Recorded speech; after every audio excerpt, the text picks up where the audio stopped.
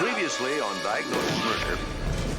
Dr. Sloan, this is Chief Masters. I'm calling you to let you know your son Steve's been shot. How bad? I'm not sure if we've saved his life or just prolonged it for a few hours. Gotta find out who did this to you. I'll make it their nightmare. You're gonna lose your wealth, your power, your freedom.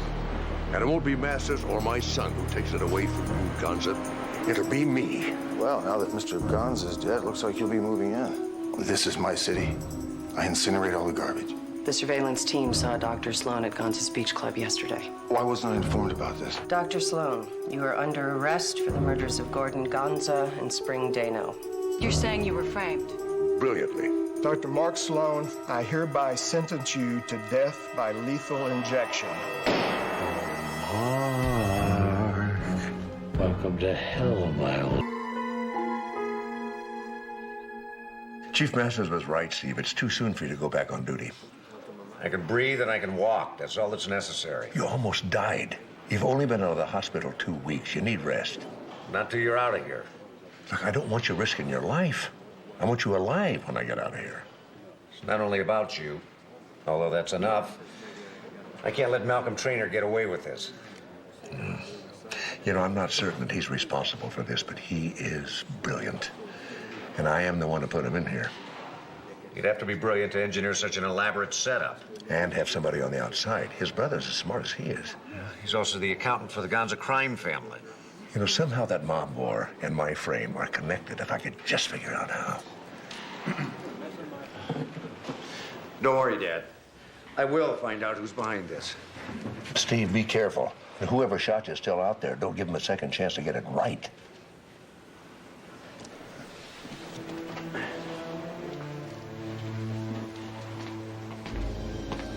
My brother Ian had the most remarkable news.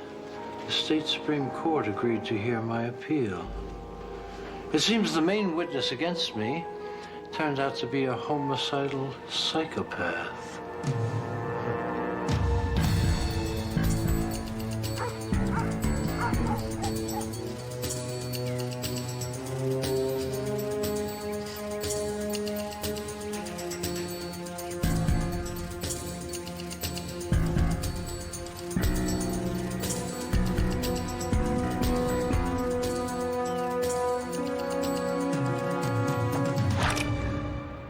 Well, good morning to you, too. How are Eddie and Ross? You know better than to sneak up on a surveillance team. Didn't sneak up, I hobbled up. You're supposed to be on medical leave. That mean I can't visit my friends? Not when your friends are watching suspects and you're shooting. Besides, I'm not your friend anymore. You're not? I put your father in prison. You hate me. And if you don't, you should. You were just doing your job. Following the evidence where it led you. You weren't wrong. The evidence was. Stop right there, Steve. If you want to retry the case, do it in court, not my car.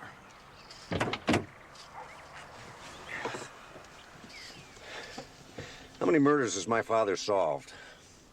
You really think he'd kill Gonza with a binary poison and then leave a signed receipt for the stuff laying around? Your father thought you were going to die. He wanted revenge. Rage makes you stupid. Not that stupid.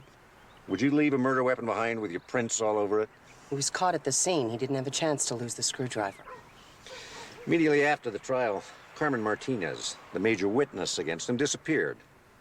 You don't find that strange? The case is closed. Guess who has a cell right across from my father? A murderer he caught. A murderer who killed his wife with a binary poison. Malcolm Trainer. Brother to the Gonza family accountant, Ian Trainer. You don't find that an amusing coincidence?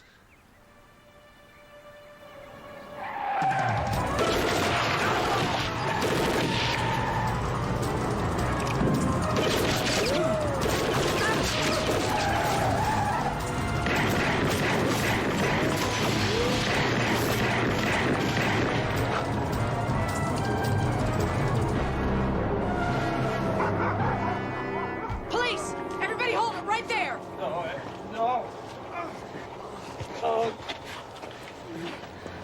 How is he?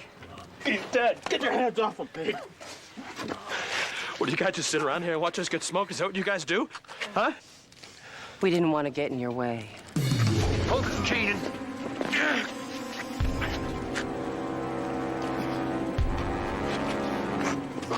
The last person to stand in the way between you and control of the Gonza family organization is dead. Isn't that exactly what you wanted?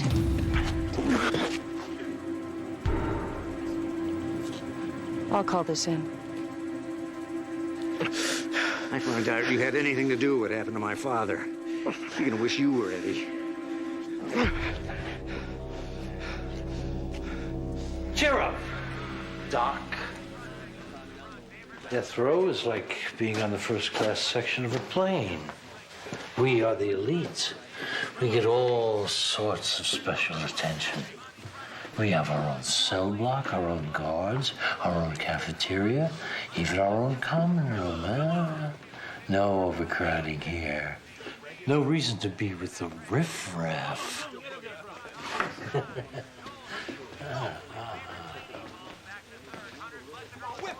Hey, Malcolm. Stanley, yeah.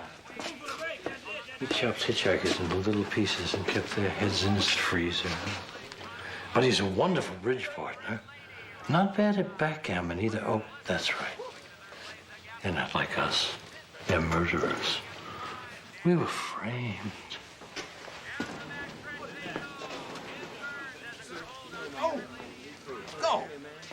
Your wife loved you, Malcolm.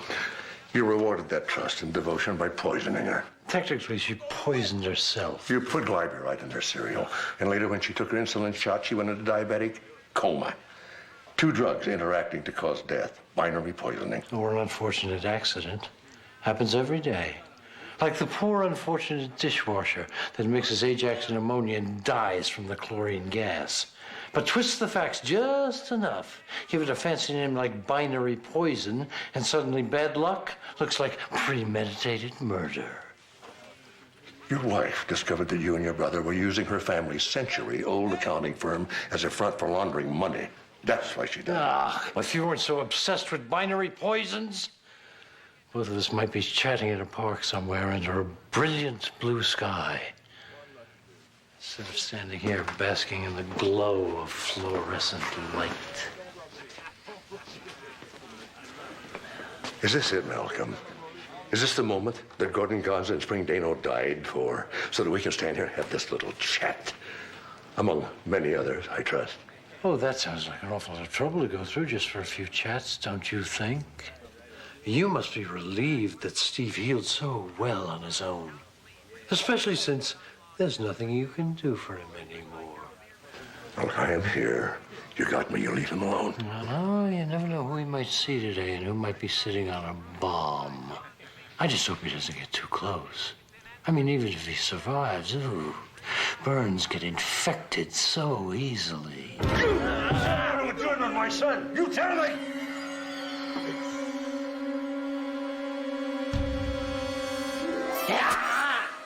Down or kill him, please! Hey, break it up! Take him to a cell. I didn't do that! Wait a minute! Sir, it's been over an hour since I gave you my report on Eddie Tampa's death. Yes, thank you. I sent it over to Detective Peake at Crash. You sent my report to the street gang unit? That's right. These are high-level members of an organized crime family. Sir, I caught a glimpse of the shooter. Good, then Crash will be happy to take your description. Expect a phone call. What about Tony Velarde? Was his murder gang-related? Well, you'd have to ask Detective Mitchell at the Tarzana station. It's his case now. Gonza's underbosses are fighting each other for control of his empire. This is a mob war. You can't just ignore it. I'm not ignoring it. Whoever killed Gonza wanted this war, and by letting it happen, we're helping him. Detective, I believe it was you that convinced me that Gordon Gonza was murdered by Dr. Mark Sloan. What if Dr. Sloan is innocent? Well, I suppose that would make you wrong, wouldn't it? Yes, sir, it would.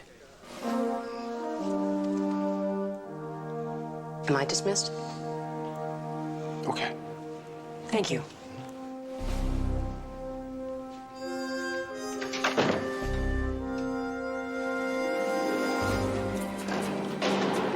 Guard! Guard, please! Guard! I need your help. My son is in terrible danger. Yeah? Yes, they're gonna kill him. I need your help to get a message to him. I can do that. You can? Oh, thank God. Sure, I can do anything I want, because I'm free. You, on the other hand, can't do anything but make up ridiculous stories to waste my time. No, wait. God, they're gonna kill him. You have to help me.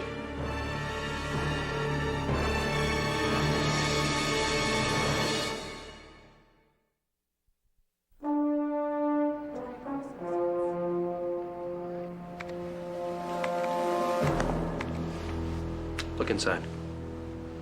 Good. What do you see? Nothing. It's empty. That wallet is full of cash. I don't understand. There's $5,000 in that wallet, and you have 30 seconds to hand it over. Go. 30, 29, 28, 27, 26, Man, 25. take it. The cash trainer. 21, 20, 19. Time is a-wasting. Look. 17, Hey, you're nuts, 15. man. Thank you. 12, It's okay, 11, take it. 10, 9, 8. I'm still waiting. 7, 6, God, 5. please, look, I don't know what you're talking 3, about. 2, 1.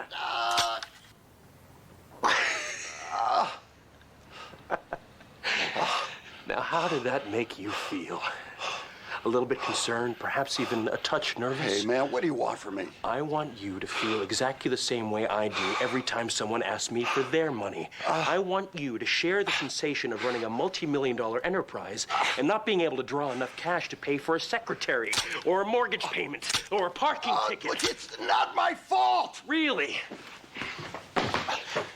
Look, Gordon Ganza hid his assets in hundreds of accounts. Even I don't know where they are. 30, 20, Oh, jeez. 10, Look, 9, it's not 8, that 7. easy. Make it easy. 3, 2, Very 1. good accounting, Kanan. I guess watching all those Sesame Streets finally paid off, huh? I'm having a very private conversation with my accountant, detective. I noticed.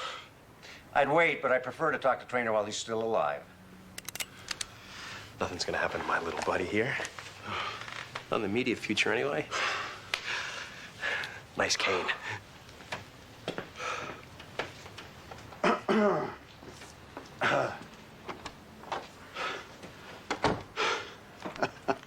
Look, I don't want to press charges. What a surprise. I thought you liked putting people in jail. What are you talking about? You tell me.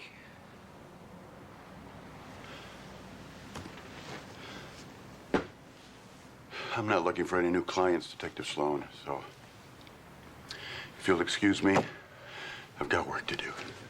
I came here to threaten you, Trainer. Mess up your office.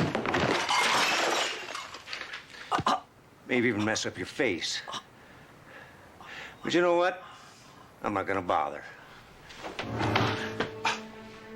I'm just gonna leave you alone with your conscience. Jeez. Am I supposed to thank you? You're supposed to come crawling to me for protection.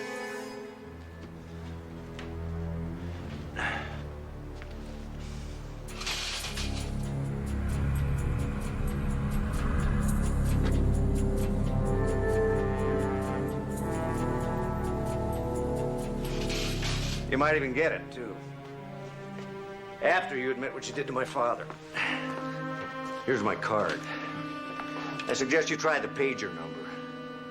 I don't think Kanan's gonna let you live until I get around to checking my messages.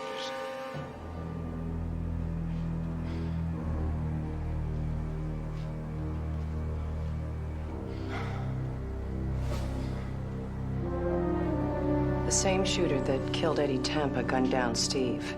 And that shooter is Ross Kanan's driver, Oz Tatum. Now that all of them are dead, Kanan's practically running Gonza's organization. Kanan had me shot so he could kill Gonza and pin it on somebody outside of the organization. My father. Kanan knew there'd be a struggle for power after Gonza died, and he positioned himself to take over. Detective, I was under the impression that you were on sick leave. I'll heal much faster once my father's out of prison, sir. Yes, I'm sure you will. But in the meantime, until you're back on active duty, leave the police work to the police force. And I have something here for you, Detective. Somebody is blackmailing 2 city council members to sway their votes. I'd like you to look into that for me, if you would, please. We have to move on Kanan now before he can consolidate his power and rebuild Gonza's organization. No. At least let me question his driver. You have your assignment. Thank you. Yes, sir. Detective, get well soon.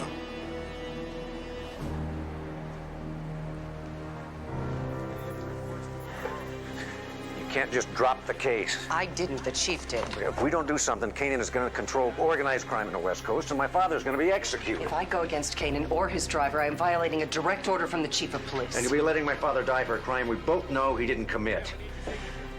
I'm still on medical leave. There's nothing stopping me from talking to Kanan's driver. Steve.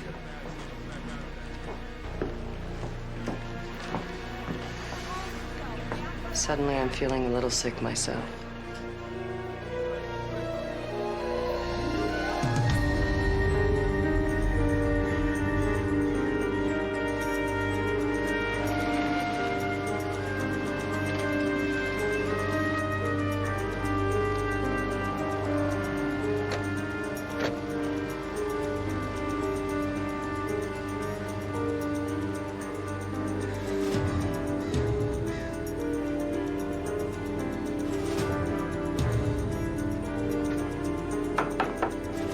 Open up, Tatum. This is the police.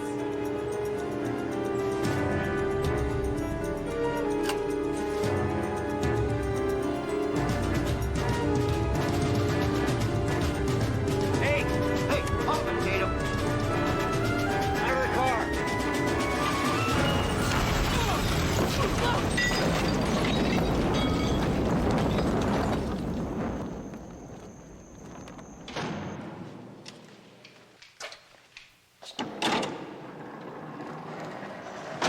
Come with me.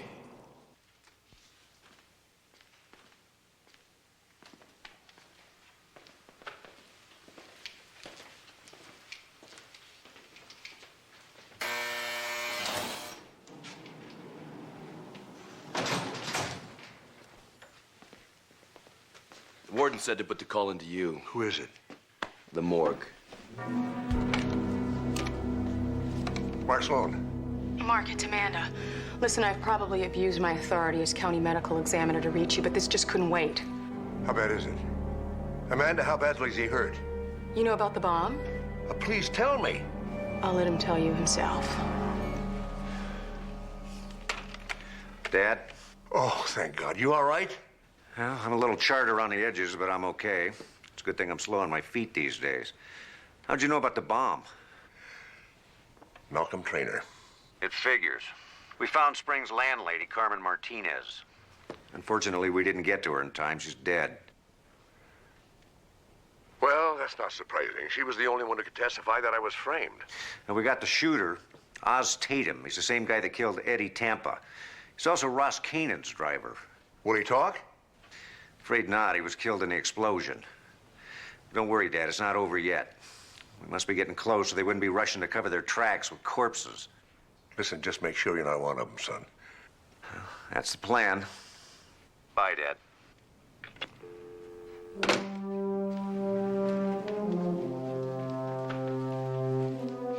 What a tragedy that the landlady and the shooter are dead.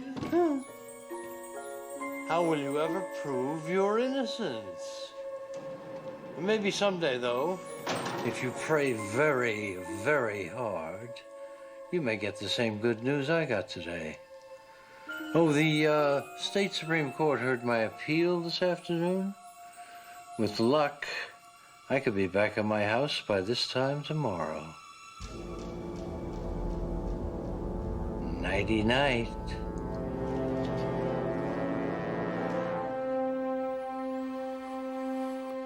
RV, what is this all about? And why would you nail this to my front door? It means that I on behalf of the Certified National Bank, am repossessing this house and putting it up for immediate sale. Shut up. You see, this house belongs to Ganza Holdings, which means it now belongs to me. Actually, sir, Ganza Holdings is 7 months in arrears on its payments, and not just on this house.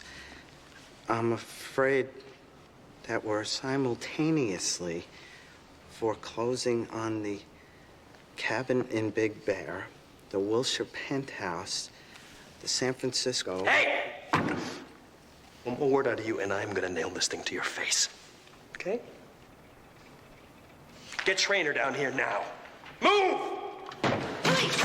Everybody hold it! Put your hands up! Come on, right there! Take him upstairs! No.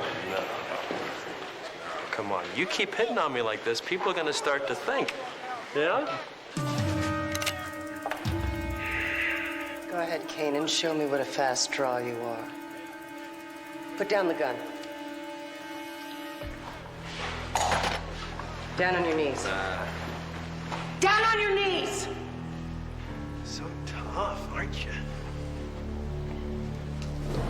You are under arrest for the murders of Tony Velarde, Frankie Caprice, Mitch Stein, and Eddie Tempa. Gee, I hope this doesn't hurt your credit rating. Just a couple of months ago, you were Gordon Gonza's towel boy. Now you're running the whole operation. Oh, I guess those motivational thinking tapes really paid off. That and a half a dozen murders. Oh. Turning tragedy into opportunity. I think that was tape number 6. How about turning Gonza's chauffeur into your own personal hitman? Which tape was that on? Where's my lawyer? He's not coming. It's a funny thing about lawyers, they like to get paid.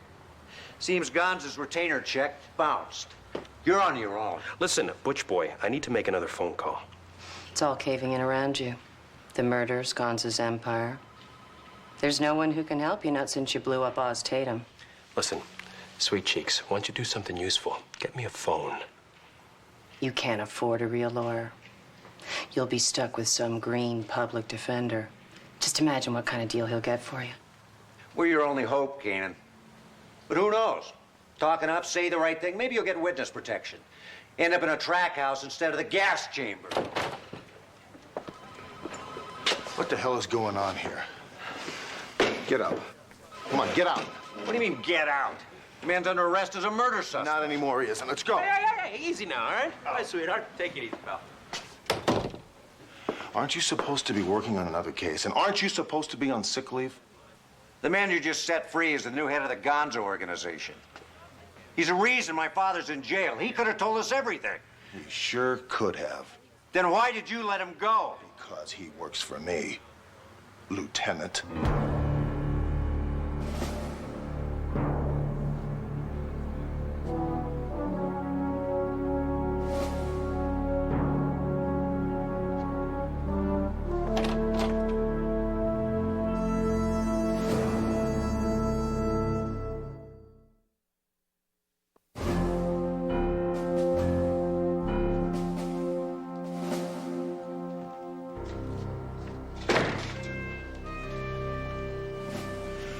Ross Kanan is a police officer.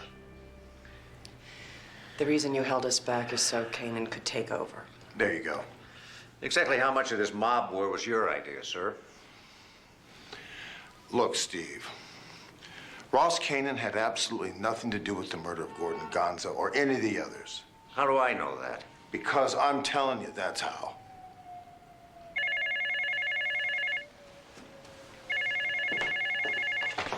Hello.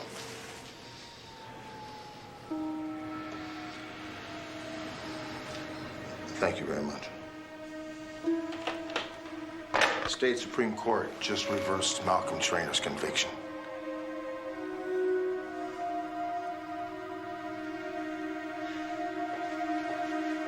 You could have told us you were a cop.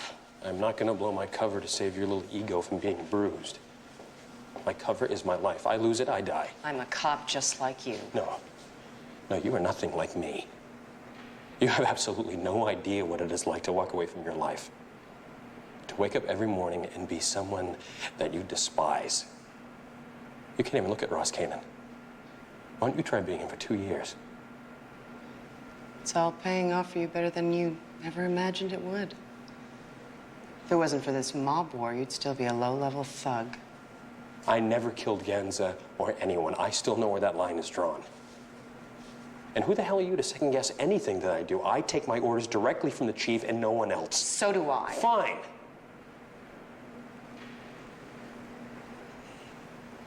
That's what worries me. If anything ever happened, it would always be his word against ours. Well, we'll never come to that. He'll always stand behind us. I've worked with him for 3 years. Don't count on it. 3 years. What the hell did you do wrong?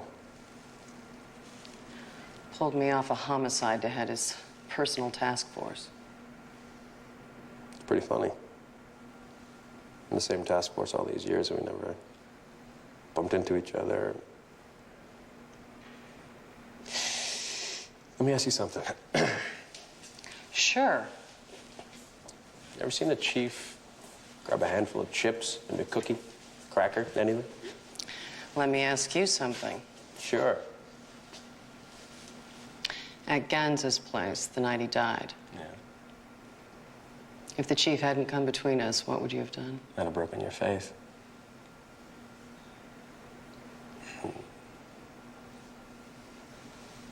See you around, lady. Later.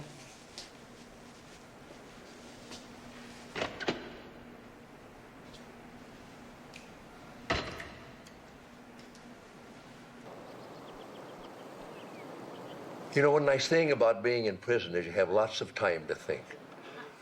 What if this never had anything to do with me? But you're in there. And so's Malcolm Traynor. Besides, he knows too much not to be involved. I didn't say he wasn't involved, but this was never about framing me. I was just a fringe benefit. So what is going on? The mob war, my frame, all a distraction to keep us from seeing what was really going on. A theft. Exactly. The Traynor brothers run the accounting firm that handles the mob's money. They sparked this war so that the mob would be so busy shooting at one another they wouldn't see that their accounts were being drained. And by framing your father for Gonza's murder, the Traynors found a way to get Malcolm out of prison and get their revenge. Apparently Malcolm did some thinking while he was in here, too. So now that we know the truth, let's go to the DA. Let's get my father out of here. Well, knowing the truth and proving are two different things, Steve. So how do we prove it? Well, we can start off by you and I finding that mob money. There is no mob money. It's all gone? I have poured over every account, every dummy corporation. Your man Kanan might be able to dig up enough for lunch if he eats light. How much is missing? Well, the records Kanan gave me are slightly confusing. But it looks like someone walked off with something like $500 million. Me and Traynor. So my father was right. Killing Gonza was just a distraction, along with the mob war that it touched off. If there was a mob war, most of those people were shot by one person.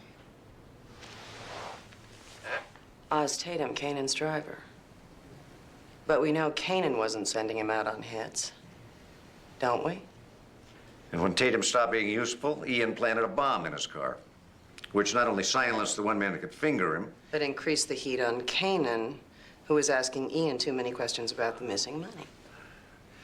I think we just proved that my father's innocent. Well, Steve, it's certainly all talk and supposition right now. The Traynors are still calling the shots. However, I think it's time that changed.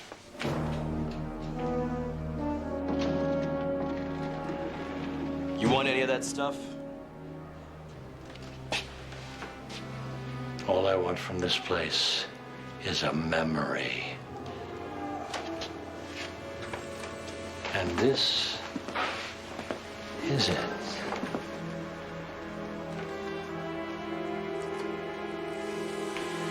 Oh, it's a shame I won't be here to see you take that long, long walk But I'll be dreaming about it. Oh, and don't worry. I'll look after your son for you.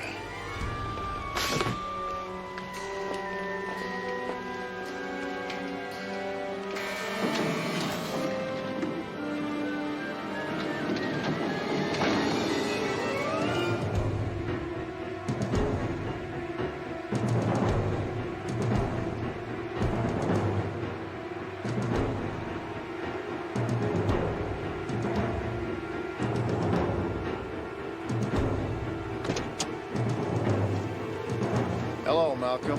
You? Yeah, it's me. Relax, Malcolm. Where's my brother? He's in the back. Buckle up. It's a law now, you know.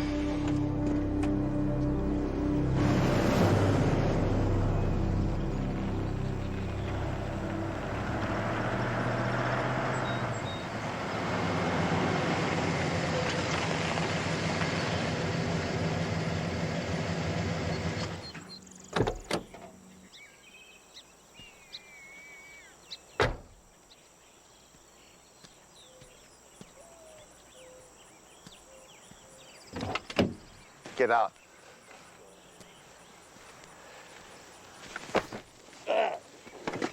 Get out. You know, you and your brother killed a lot of people to get Gonza's money, you know that? I have been in prison for 7 years, and I've never killed anybody. You're making my department look bad, Malcolm. Well, maybe it's a bad department, huh? You know, I should have shot you 7 years ago when they read that verdict. As a matter of fact, I'm thinking about that right now. You can't do that. Why not? You do it. You know, there used to be a time when they would bring guys like you out here and shoot you right between the eyes and dump you in a hole. Something about that worked for me.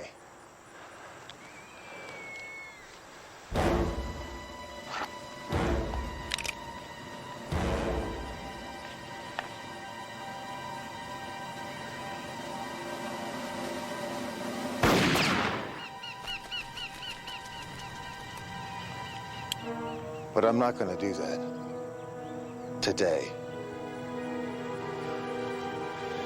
I'm going to tell you something, Malcolm. Somebody's going to pay for what you did to the Sloans.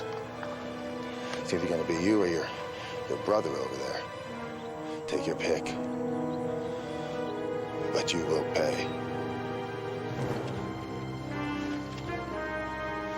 You can pick your car up at the police impound.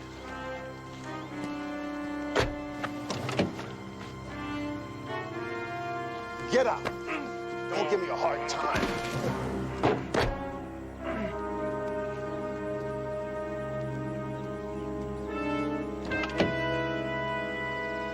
Bring cash. They don't take checks.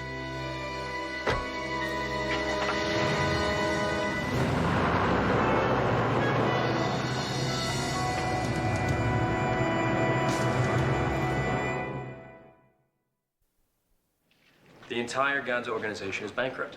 The last piece of property to go was the apartment building Spring Dano lived in. Obviously, Ian had a sensitive side, huh?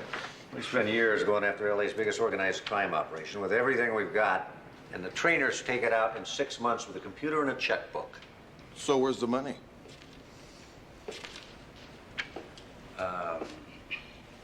Ian's smart. He didn't leave a trail.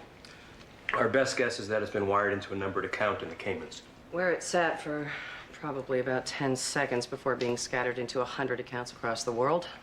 And each one of those would have been passed on to another 100 accounts. I don't think so. Look, Ian knows that any electronic transfer is going to be picked up sooner or later. So what's the alternative? Gold? That much gold leaving the country would have been noticed no matter how hard he tried to cover his tracks. I think it's cash. You know, if the federal government keeps track of any cash transaction over $10,000, how could Ian have liquidated all of Ganza's assets without bringing down the IRS on him? No. The chief is right. By the time the feds figured it out, the trainers would have bought themselves a country and been safe from extradition.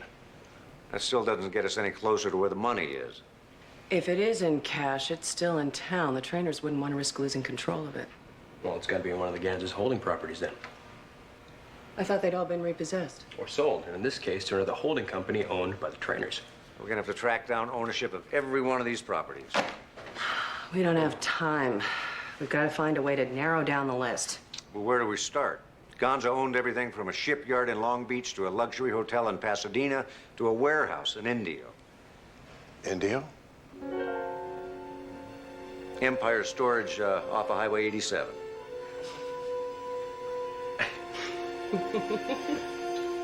What am I missing? The Cabazon Compromise, 1986. Following LA's last mob war, Southern California was split into chunks and divided among 3 organizations. Gonza got LA, but he had to give up all his holdings in the desert. Including everything he ever owned in Indio. Well, Malcolm didn't show up for breakfast this morning. Did he call? No. Track him down for me, will you? And then tell the boys I want those financial projections on the Lichtman investments. I want those by noon today. See, I've got a meeting with Larry Goldstein in 10 minutes. I want April to bring me up their statements. You can cancel the meeting with Larry and tell the boys they can take their time with those projections. Get my lawyer on the phone, will you, Valerie? Tell us about the warehouse in Indio. Oh, better yet, why don't you just show us? We call this a search warrant. What is it you guys are looking for? Several $100 million that you've cashed out of mob accounts.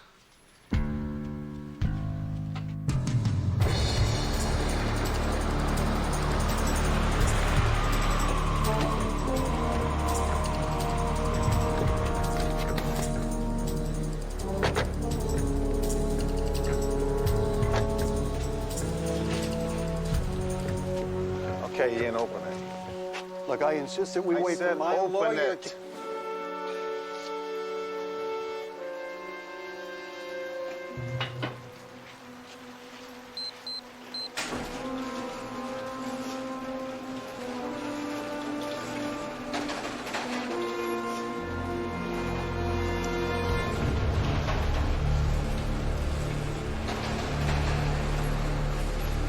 It's not here. Where is it, Ian? Look, I don't know what you're talking about. It's on the property somewhere. It's gotta be. You got it buried somewhere, do you? State police are on their way here to inspect every inch of this property. And when they get here, they're gonna tear this place down if they have to. Well, look, you guys look and search all you want, but call me a cab because I need to go back to L.A.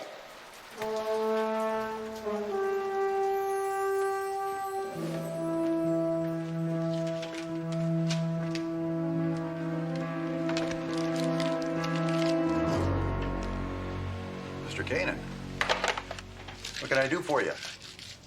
Give me my money.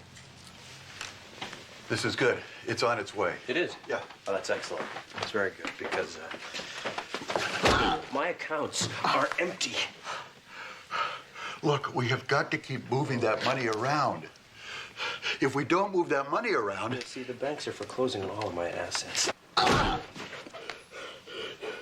And you have got to wait just a little bit longer. Look, I want my money, and I want it on this desk in 2 hours. You get me?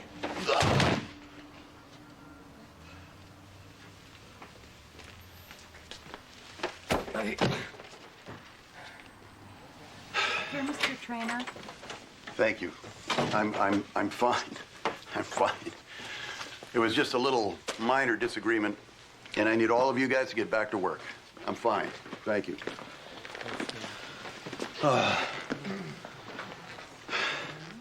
Where is my brother? I can't reach him. But, sir, while you were in your, conference, your pilot called. I figured it was better not to interrupt you. My pilot.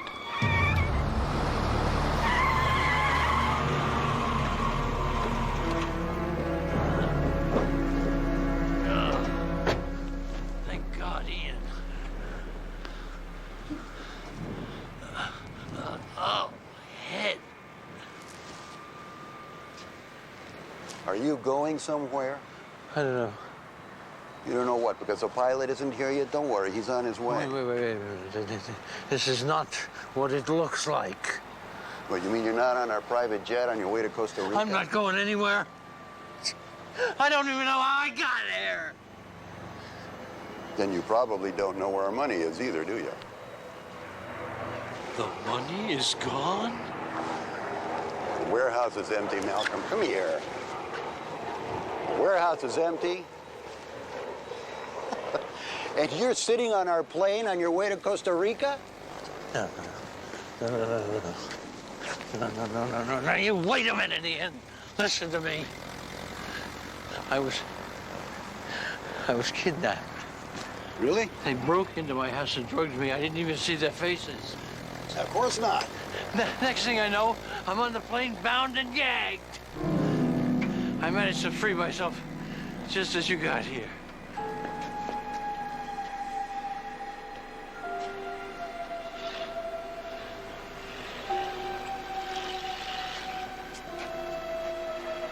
Sure was nice of those guys to leave you a little traveling money, Don't pal. you see?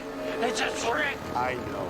Hey, Why haven't you asked what happened to my face, Malcolm? just calm down. Listen to me. Little Ross Kanan happened to me. You were gonna sacrifice me to them. No. Yes, you were. You were gonna sacrifice me to them and take off with all our cash. Put the gun down and think. They could be listening to After us. everything I've done for you. I mean, I start the war. I empty the accounts. I frame Sloan. And what, I'm just a tool? I'm just a means to an end, like your wife? What? Shut up, and then give me the gun. I made one mistake. One. I thought since you were my brother, I could trust. Wait.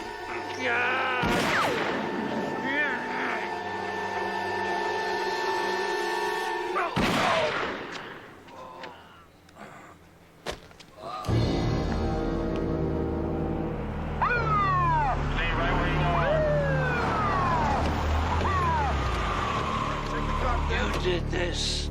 That's right, Malcolm. I told you you'd have to pay for this, and you did. And I did it all with a little help from my friends. I would not call this a miscarriage of justice. Both the police department and the courts acted appropriately given the evidence at the time. However, once new evidence was brought to light, both acted swiftly to make sure that justice was done. But an innocent man still went to prison. That's right, he did, but he's not there now, is he? And that's the story, folks. Thank you very much. What a politician. Just part of his job as chief, Jess. Basically, he's just a cop. Masters could have at least apologized for what he did. Well, I think he has in his own way. He didn't say anything about trainers or the money they embezzled from the mob. He doesn't want to say anything that might jeopardize ongoing investigations. What happened to all that money? Well, let's just say that Ross Kanan has solidified his position of top organized crime in Southern California. Forgive me, Doctor, for letting myself in. Don't be silly, Chief. You're an invited guest. Well, I didn't come by for the cake. I wanted to deliver something. Steve, your shift starts tomorrow morning at 6 a.m., if you're ready. I am. Thank you, sir. May I have a word with you? Just once, I'd like to see that man eat something. I'm transferring you from homicide and reassigning you to my task force on a permanent basis. I wish you wouldn't do that, sir. Why not? I'm afraid the line between how the task force works and organized crime is just a little too blurry for me. Well, there is only one line, Steve, and that's the law. I suppose, but it's all the same to you. I still prefer to stay in homicide. You are a tough case, aren't you?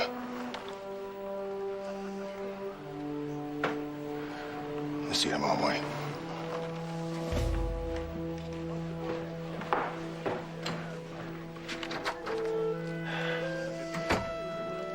See you tomorrow, Sergeant. Goodbye, Lieutenant.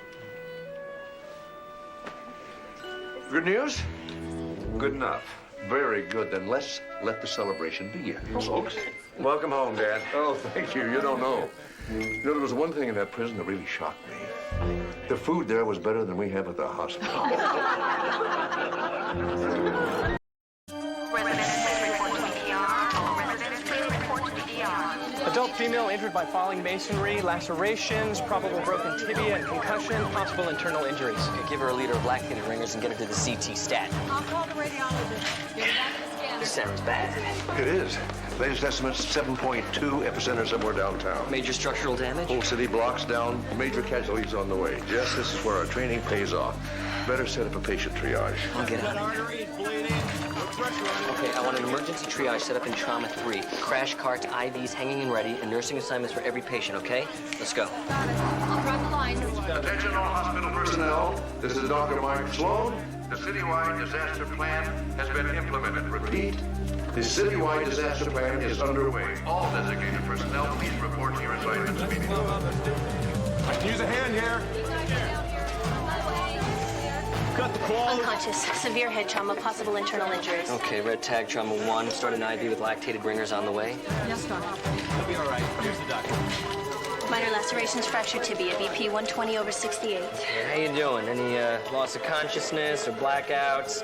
Okay, yellow tag, main ward, x-ray that leg now. Right away. Doctor, we've got 4 majors coming in behind me. Let's get on it. All right.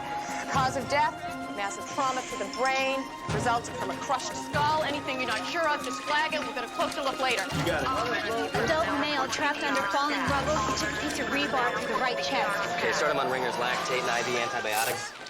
Hey, you're a miracle worker, Jess. I'm healed. All right, lay back, keep moaning, and hold on to your chest wound. We got a red tag, penetrating chest trauma. I want a chest tube and call the OR. OR does know this is a drill, right, Jess?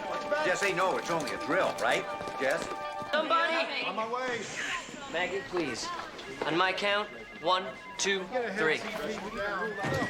Maggie, things are really starting to pile up here. I know. I've got 5 nurses out sick with the flu, and we can't leave the ward short-handed, can And we? we can't pull this off without them. Maggie, could you come over here, please? Simons, call the ER. Nurse Simons, please call the ER. No sign of any trauma, just contusions and lacerations. Why is this lady red tag? Green tag, recovery. My nurses are doing the best they can. Do you know how short-staffed I am today? I know. Just relax. We'll just have to keep things under control until the voluntary nurses get here, okay? Okay. You call this under control? Aren't you supposed to have a hole in your chest? Apparently, I survived emergency surgery and can expect a full recovery. I'm not so sure about my shirt. What's next for you? Let's see. Unconscious, severe head and body trauma, severe internal injuries. Oh, I hate to say this, but I don't think we can help you on that one. Oh, that is cold. Well, that's triage. Let's see. Okay, yellow tag, but monitor the vitals. Yes, I doctor. wonder what other fathers and sons do on their days off. Well, nothing as fun as this. IV nurse, call 2378. You can't do that! Oh, I can, and I have. Green. She's pulling my nurses off the wards. Because we can't afford to blow this drill. Look, the patients will be fine as soon as the auxiliary nurses get here, which will be any minute now. But Maggie's right. In the meantime, our real patients need real care. You want on the floor, Maggie. Excuse me. And in the meantime, I think our nursing administrator has more important duties to attend to. I guess I do. Well, Dr. Sloan, I'll have to deduct points for failure to clearly define areas of responsibility. However, I can give you several bonus points for administrative decisiveness. Well, can you give me your name? I'm Doug Hansen, SD, DS. State Director of Disaster Services. I'm here to evaluate Community General's performance in this drill. Oh, what do you think we're doing? This guy is red tagged. I tagged him 15 minutes ago. Why is he in surgery?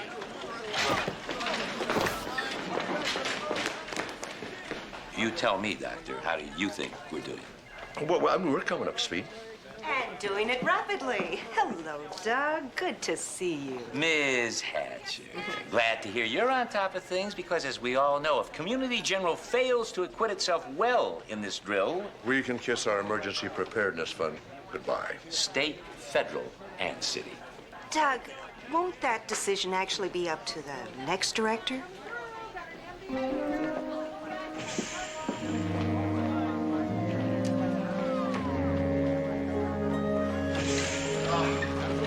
Take it easy, sir. Here's Got here. Broken arm, huh? It's no biggie. Let's yellow tag Mr. Cartwright and get him into radiology. What does that mean? Well, it means that your injury is not critical and that it can wait. Waiting is for the disenfranchised. Look at it this way, Mr. Cartwright. It'll give you a chance to really play that injury to the hilt. I mean, you know. Of all the volunteers here, and especially the board members, your performance really stands out. You think so? Oh, I know so. You make that broken arm come to life. Well, Dr. Travis, I did tread the boards a bit back in my Yale days. Wasn't half bad either. Mr. Cartwright, you've still got it. Come on, Evans.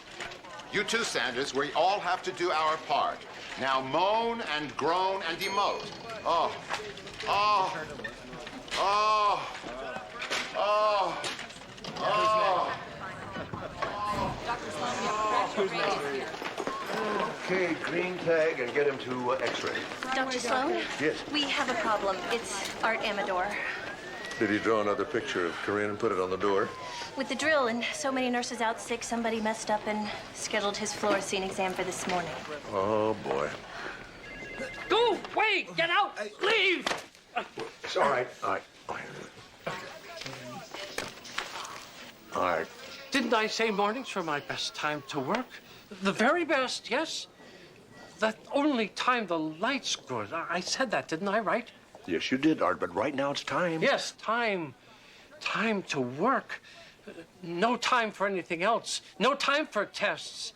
Time to work. I'm running out of time, right?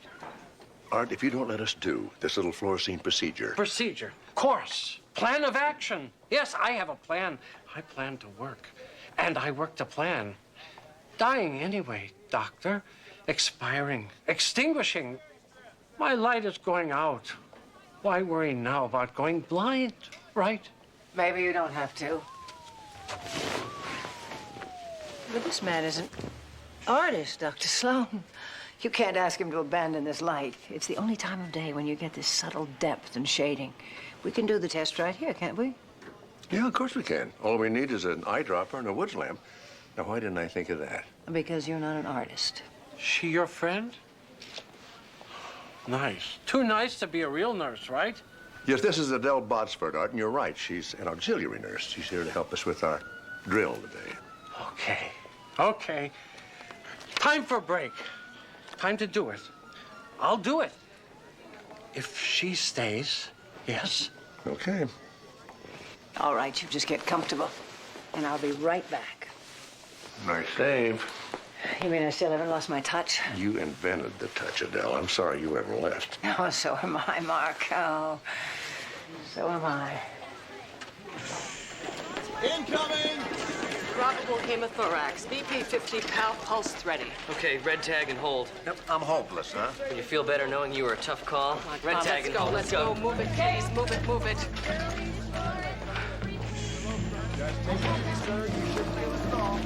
Hold it. We're not expecting any new majors during this phase of the drill. Corinne Hatcher okayed it. Told dispatch we could handle it. Well, we can't. I told her we can't. She's just trying to make me look bad. Maggie! We need help! Bad enough the chemo zapped my hair, zapped my beard. Not to mention my good looks, yes? Yes. Now it's going to eat my eyes, right? Well, that's not likely, but we do have to make sure. Of course, yes. Certainly, I understand. But tell me how. We use a fluorescein dye, Art. Won't hurt? No. Well, it's not even visible under normal light, but it'll glow green under this woods lamp. And it helps the doctor see if you have any cracks or tears in your cornea. Cracks or tears. Blood and sweat, high and low. Please hurry, right? I have my work to do. My work? Nurse Hilliard and Dr. Steinberg having a little conference out in the hall. That's not bad. It's how I live, down on the boardwalk. You draw for people? Oh, that's wonderful. I like faces. Happy faces, angry faces, old faces, young faces. Faces in places and ways I've never seen before. I've drawn thousands of faces. So many more to do. Gotta get back to it. Back to my work. Mrs. Botsford? Well, I didn't realize we were recruiting help from the retirement home. And I didn't realize you were still on staff. I'm so glad you got past that incident with the mixed-up charts, the patient overdose. You were expected on Ward C half an hour ago. She's helping me, Corinne. Well, she doesn't belong here. All of the auxiliary nurses have been assigned to ward duty. It is critical to this drill that everyone be where they're supposed to be when they're supposed to be there. Go ahead. I can finish up here. See you later on. Mean face. Mean face. Doctor, isn't this patient doing ophthalmology? It's the morning. Tell her it's the morning. Time to work. Corinne?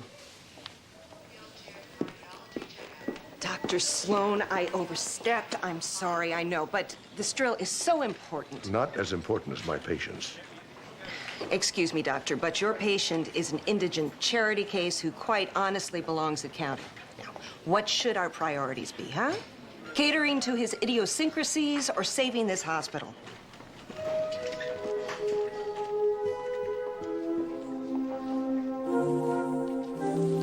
Would you mind putting this up on my door? I don't think so, Art. Like the fangs, though. Okay, Mr. Cartwright, I'm gonna set this arm properly. Ow! Ow! Too much, huh? No, you just surprised me, that's all. Well, let's try it again from the top. Having trouble with this patient, doctor. Well, no, if he sits back. Oh, I'm sure he'll cooperate. Peyton is a team player. That's how he got where he is today. I don't think this is the time. And that's how I got where I am. With a little help from my friends. Friends like Peyton. And we are friends, aren't we? Yes, good friends. You know what I want. And you're gonna get it for me. Before I do some real damage. I already have a broken arm. Well, what about a broken reputation? Wow. I don't suppose you could prescribe something to kill a real pain, could you?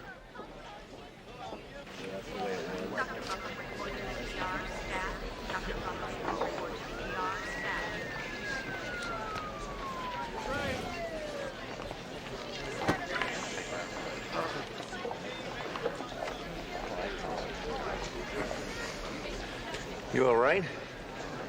Nothing a few dozen cups of coffee won't cure. Maybe you should have one of the doctors take a look at you. No. Really, I'm fine. It's just been a tough couple of days getting ready for this drill. All I need is coffee. And an IV.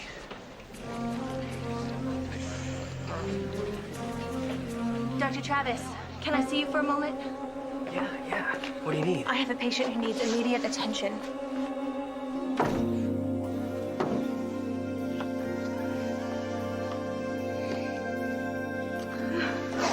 I wanted to do that all day. What a coincidence. I wanted you to do that to me all day. We never seem to get enough time together. I know. But that is all gonna end this weekend. There's nothing that's gonna get between us except room service. Yeah, but Carmel is a good 6 hours away, and that's if we don't stop. Oh, and we will. A lot.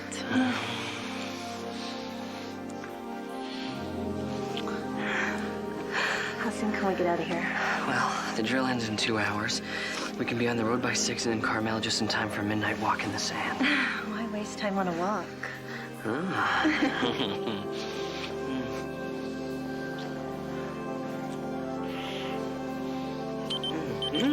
Oh, wow. No, this can't be happening, not now. What is it? It's my luck.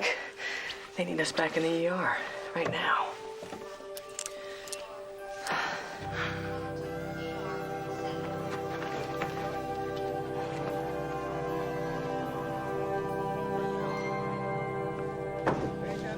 Okay. No mystery here. Major blunt force trauma to the chest. I want you to take the body down to the temporary morgue, okay? Thanks. Eddie, have you seen the chart on this deceased?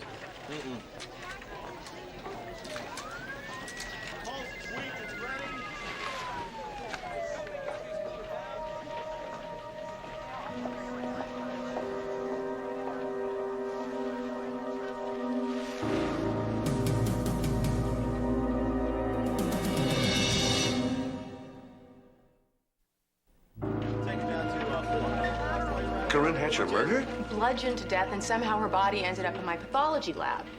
I was just getting used to being a patient. Who would do such a thing and why? Why, I don't know, but we may have an edge in finding out who. It took several blows to kill Corinne, and the murderer must be splattered with blood. Then again, we're all splattered with blood, aren't we? Fake blood, anyway. All of us. Doctors, nurses, orderlies, drill patients. Guys, we got 2 ambulances pulling up and 3 more on the way. Jesse, you don't understand. No, this The is... drill's gonna have to take backseat. This isn't a drill anymore. There's been a real disaster. An MTA tunnel collapse downtown all the way to Wilshire Station. We got a dozen hot ones on the way, and this is just the first wave. Let's go. Does your neck hurt? Head? In pain? Oh, can you hear me? She's going into shock. Cover her up. Let's run the ringers wide open. I want to cross in type 4 units. No sensations, radial, median, or ulnar. No pulses. We gave him 500 of ringers as a bolus. Crit's already down to 32.5. Type and cross has been sent. X-rays waiting. Get him to OR. Our surgeons are the best, son. They'll save that hand. Okay, let's get him to OR too. You still keeping score? Code blue. No offense, Mr. Hanson, but right now, your drill is the last thing on my mind. Get him over here. Get him to triage. Yeah, we got it. Let's get a crash cart over here. Hurry it up. I got the Want a car. gram of epinephrine, 100 of lidocaine? Gram FD, 100 Lino. Careful. There's a course B-fib. I can shock that. Charged. Clear. Trauma 3 coming in. Massive blood loss. What have you got? Girder fell on a construction worker. Cut his leg off below the knee. He's lost a lot of blood. You have the leg? Here it is. All right, I need Maggie Deming. I need a nurse here now. Deming! I used to be a practicing nurse. I've kept my license current. You're hired. Put that leg on ice. Right away. Okay, crossing type, CBC, 8 units of pack cells, 4 liters ringers, and let's get a surgeon down here right away. All right, Easy call on into this the blood turn. bank. We need to get a red top. Go, on. Push. It's going into V-fib. 100 milligrams lidocaine. 100 Lino. 200 joules. Go, nurse. Charge 200. Charge. Clear. You're back. Normal rhythm. Pulse 112. Maintain You got it. 112. Oh, yeah, amputation below the knee, bilateral hemothorax. He's been intubated. I administered 100 milligrams lidocaine. Nice work, Amanda. Thanks for the assist. Sure, I wasn't alone. Let's get him to the OR.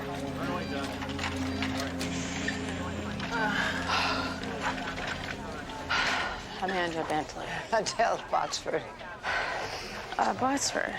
Any relation to Alan Botsford, the cardiologist? I was his wife before he traded me in on a younger model. I'm sorry. Easy come, easy go. Dr. Travis? Okay, get Mrs. Claverius to radiology right away. Excuse me, Dr. Travis. Here's that chart. Thanks.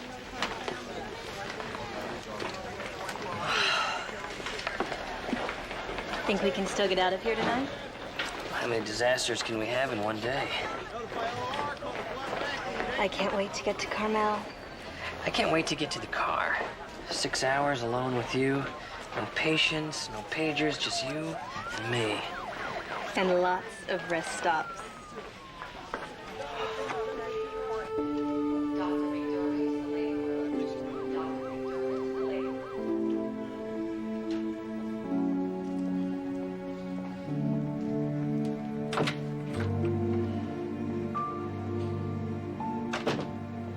Maggie, What? people were getting worried, wondering where you were. It's a funny place for the head nurse, especially just now. It would be even funnier if I was going to stay on as head nurse. I'm sitting here seriously considering leaving.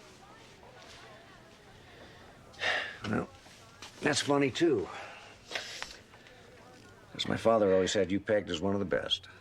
I am, and I have been since I graduated nursing school. And then? And then, Corinne Hatcher. She isn't even a nurse. I'm a nurse. She's just a bitch. She just walks over people to get what she wants. Like the nursing administrator's job? You hang around a hospital, you hear things. That job should have been mine.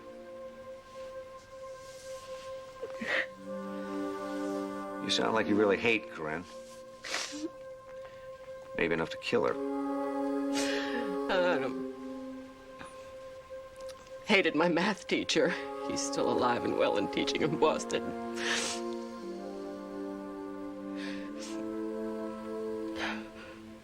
I'm missing something.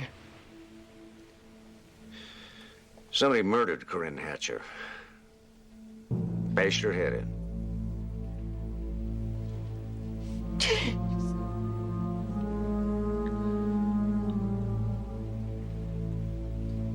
Well, I'm not surprised. She had such a way with people. What about you? Where were you during the past hour? Here? The hiding, mostly. What? You want me to call my lawyer? Are you going to arrest me? Not for hiding. Look, we can talk more about this later. Right now, they're gonna need every nurse they can get down at triage. You know, this is not a drill anymore, Maggie. What? It's real. I know that matters to you.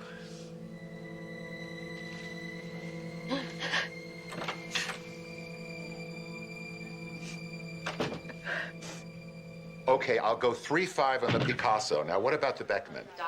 Yes, I know it's ugly. All my Beckmans are ugly, but they're terrific investments. Now, what I want you to do is... I'm sorry, Mr. Carter, but we need this room. We have a real emergency. Why didn't you just say so? Oh, I'm sorry. This thing is heavier than it looks. I know, these splints are pretty solid, and well, you can really give somebody a good whack with one, huh? Yeah, I can think of a couple of people I'd like to give a good whack. Like Corinne Hatcher. Well, that was a personal matter. Real personal. I mean, if the rumors are true. Well, you know, that she slept with you to get the nursing administrator's job. You're pretty cocky for a resident. A resident, board member. When it comes to murder, we're all equal in the eyes of the law. Corinne's dead? Murdered? Look, the only thing I'm guilty of is allowing Corinne to manipulate me into giving her what should have been Maggie Deming's job, which unfortunately didn't stop there. Well, Corinne wanted more. Doug Hansen's job, State Director of Disaster Services. And you were gonna help her. You heard Corinne. Did it sound like I had a choice? Okay, in just about a minute now. You're gonna feel a lot better. And don't worry, it'll be fine.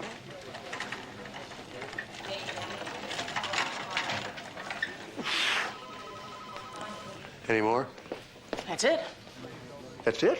Well, the last two were DOA. Sent them straight to pathology. Well, and that's it?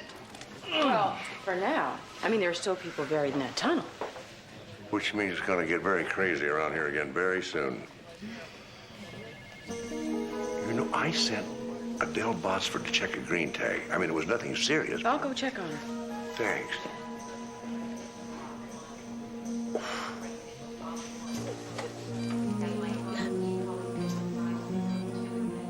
It's all right, Dana. You can go home if you want to. We're covered here. Thank you. Family crisis? A fashion crisis. A patient threw up on her new Ferragamo shoes. Well, at $1,000 a pop, I'd cry too. She can afford a new pair of shoes, Ferragamo or otherwise. Less her husband feels the need for a nice young trophy wife. Adele, you do good work. You know, without you down in the OR today, we could have lost that patient. We could really use you around here. If that's a job offer, I'll take it. Prospects are not great for RNs that are 15 years behind the times. Oh, couldn't be that bad. Come on. Oh, what, that I was married to a cardiologist with enough money to buy Kansas? Well, yeah. Alan had a better lawyer. I got some artwork, a couple of Beckmans, antique china, and the SL. It could be worse. I got the Flintstone glasses and the Volvo. That is worse. Forgive me for prying, but gossip has it that Alan's affair with Corinne is what broke the two of you up. That and his affair with Cindy, and Evelyn, Jennifer, and Betty. Well, Corinne Hatcher won't be breaking up any more marriages.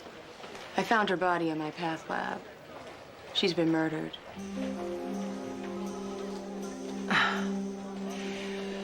they also find Jennifer, Cindy, Evelyn, and Betty dead, I'm your killer.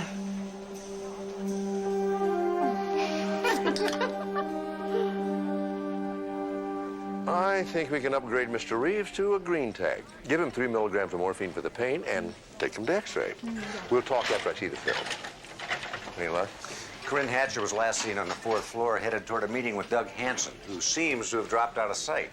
Well, you know, that's interesting because according to Peyton Cartwright, Hansen was Corinne's next target. At least his job was. Well, Hansen's got to be around here someplace, right? Well, he didn't get past security. What about Maggie Deming? I haven't seen her since the drill. She's okay, but don't count on her showing up anytime soon. She counts herself as one of Corinne's victims, psychologically speaking. Apparently, Corinne had a lot of victims, psychologically speaking. Amen. Dr. Sloan, I am really sorry to bother you, but we're moving some of the less critical patients to make room for the red tags. And you need someone to help you with art. Well, you are the only one that seems to be able to handle him. It's that bedside manner of yours, Dad. It's a blessing. Such a blessing.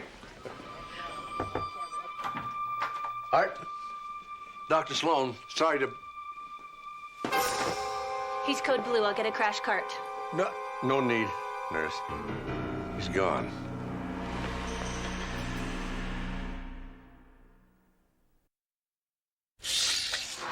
He's cyanotic, blue lips and skin, cutaneous hemorrhaging of the cheeks, also hemorrhaging of the retinas. Yeah, and the fibers from the pillow were visible in his mouth and his throat. In other words, he was suffocated. Yeah. Poor Art probably didn't have much of a chance to fight back. He was so weak from that chemotherapy. Why would anybody want to kill this man? Well, is this the same guy? Art Amador? That's Art before the chemotherapy. Oh. You know, $18 and a bus pass. Something tells me that robbery wasn't the motive here. Well, what if the murderer didn't have a motive, or at least one we could understand? First Corinne and then Art. Could be we're dealing with a serial killer. I don't think so, because then the method and the victim would have been a little more consistent. Could be we're talking 2 killers. Maybe the murders aren't related at all. Well, I think maybe they are. Look at this. Maybe Art was killed because of something he saw. Like Corinne Hatcher's murder.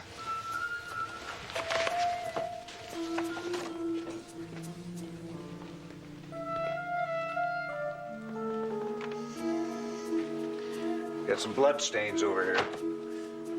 I have got a stainless steel pitcher with blood and hair on it. Which no doubt will turn out to be Corinne Hatcher's. I'll be in pathology.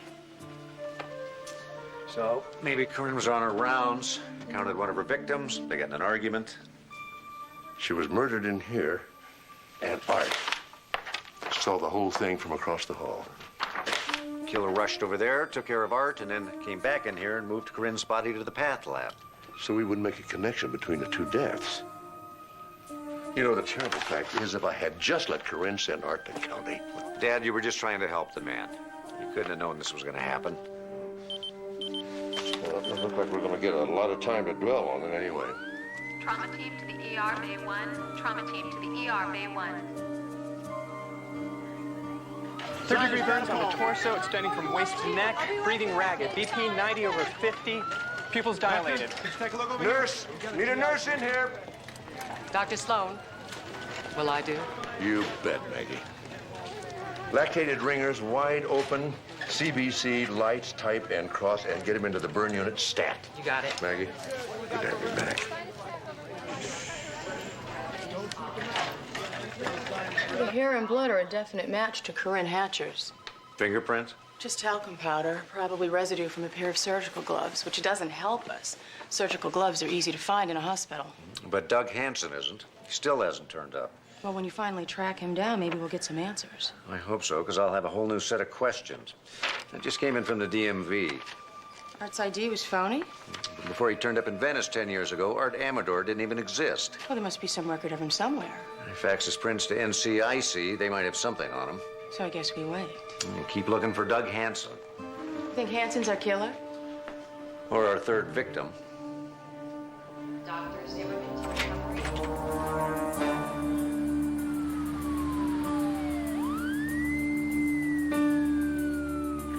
Watch it, Sergeant.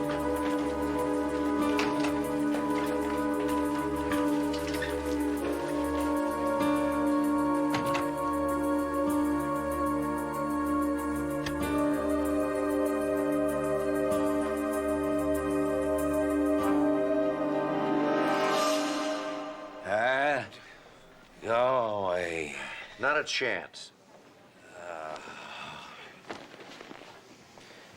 Give him a gram of acetaminophen and keep that saline going. So was he poisoned? Drugged? Flu. Flu? Flu. To be exact, he has a new serotype that's been going around. Why didn't you tell somebody you were sick? Why did you even come to work? I mean, can't you get somebody to cover for you? Right. I could be collecting unemployment in 2 weeks. What do you mean? Corinne Hatcher is what I mean. She slept with Peyton Cartwright and God knows who else trying to get my job. I hung in as long as I could until I had to find a quiet place to pass out, leaving center stage to Corinne. Oh, she took center stage, all right. Right after a big death scene. Corinne Hatcher was killed, murdered. I'm suddenly feeling a whole lot better. Next time we have a disaster drill, I vote we don't have a real disaster at the same time. Oh, the double murder. An unsolved double murder. Well, at least we can eliminate one suspect. We know that Doug Hansen was too weak to smother or bludgeon anyone. He is now, but a couple of hours ago, who knows? And he said he lost his coat somewhere in the hospital. What if he got rid of it? Yeah, probably to cover the fact that it was covered with Corinne's blood. Okay, then put Hansen back in the question mark category. Along with several hundred other possible suspects. Everybody in the hospital, to be exact. Hope you've got some good news. If only. I got a match for Art's fingerprints from NCIC. That's not good news? Well, it should be, but it isn't. According to NCIC, Art Amador is dead. We know that. Did you know he's been dead for 12 years?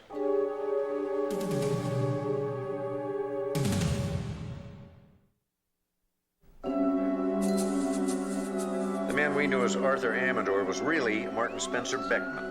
Wait a minute, I think I've heard of him. He was an artist. A famous and eccentric artist. 12 years ago, he sailed out to sea and disappeared. Yeah, I read about that. All he left was a suicide note. And a handful of paintings, each one worth millions. I got a cousin, Chico. His wife has a gallery in Santa Monica. How many cousins do you have? First or second. Hey, do you think Art was really Beckman? I mean, why would a guy that successful want to live like a bum? Well, his lifestyle probably wasn't a choice. He was severely schizophrenic. Schizophrenic or not, he pulled off a pretty effective disappearance. As long as nobody recognized him. Look at this. This is the way Beckman looked when he was famous. Then when he disappeared, he grew long hair and a beard. Which he lost thanks to the chemo. And started looking like the old Beckman again. Someone recognized him? Someone who realized he'd been alive all these years drawing portraits of tourists down on the Venice boardwalk. Wow. By now, those Beckmans must be as common as stop signs. Well, if that ever got out, the value of his old paintings would go down and fast. Sounds like a motive for murder. Especially to a wealthy art collector. That's right. We've had it backwards all along. Corinne was not the intended victim. She witnessed Art's murder. It's possible. The time of death is a wash. Either victim could have been killed first. Question is, who would know enough about expensive artwork to recognize Martin Spencer Beckman? Much less want to kill him. Well, there is one person. Impossible. Beckman drowned 12 years ago. The story's as famous as Van Gogh's ear. No, for the past 12 years, Beckman's been in Venice working on his craft. Alive and working? Yep. And according to Jesse's cousin's wife, both the artist and his work will have to be completely reappraised. Oh, God, this is a disaster. Really? Worse than October of '87 and '97 combined. I better call my broker and dump my Beckmans before the bottom drops out. What happens when buyers find out that their painting is worth a lot less than they paid you for them? Oh, they'll regain their value eventually. Eventually could take years. Which is a very good reason to sell now and buy later. It's even a better reason to commit murder. I'll call my lawyer after I'm done with my broker. Do you have a quarter, please? It's 35 cents. Thank you. Cartwright's lawyer was very specific. Charge my client or leave him alone. We don't have enough evidence to charge him. Cartwright and his lawyer must be happy about that. Mark? Yeah. Mark, we're going to be in big trouble if they keep sending us new majors. Our blood supply is down to 0. Okay, call Sacramento and ask him for packed cells via medevac. We don't have time to wait for medevac. We'll start losing patients before they get here. Okay, put out a call for more volunteer donors. I already did. They're on their way. Good girl. Solving a murder is hard enough under normal circumstances. In the middle of all this chaos, Well, we have isolated a few suspects. We have. Oh, out of the hundreds of possibles we have today, Maggie Deming and Doug Hansen stand out. Along with Peyton Cartwright. Well, the problem is Maggie and Hansen both may have wanted Corinne dead, but neither of them had any connection to Art. Well, not that we've found yet, but I've got people checking on both their backgrounds. Well, I just hope to find something before we run out of time. Which way did the blood drive? My guess would be the triage. Well, I hope I don't scare the med-techs. I'm already a bloody mess. That's it. That's what? Blood, stains, dirt. That's the clue we need.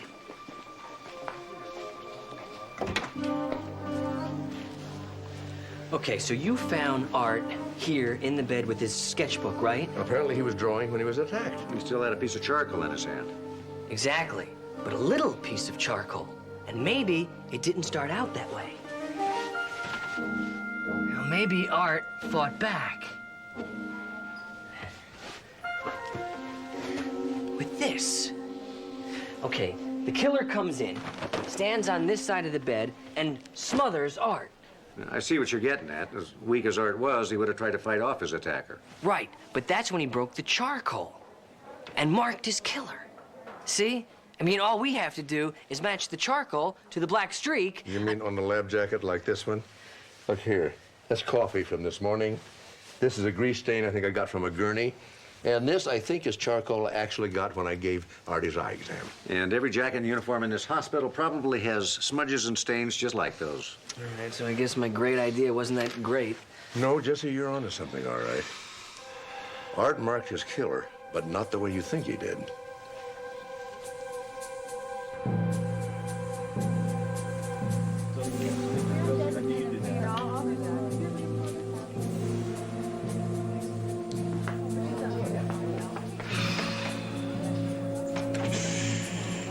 Wow, 5 o'clock, Mr. Cartwright. You're right on time. I'm never late for an appointment, especially when it's about removing a hot, uncomfortable fiberglass splint.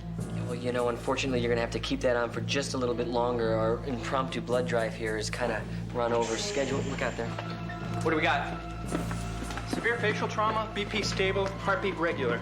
Okay, start on my lactated ringers. I want an IV antibiotics, Maggie. Some fluorescein. I want to check for corneal damage. Adele, Woods lamp, please.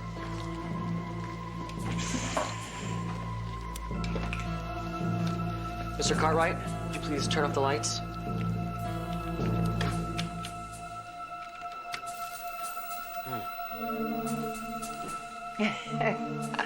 I don't know how you did it, Maggie, but you got that dye all over me.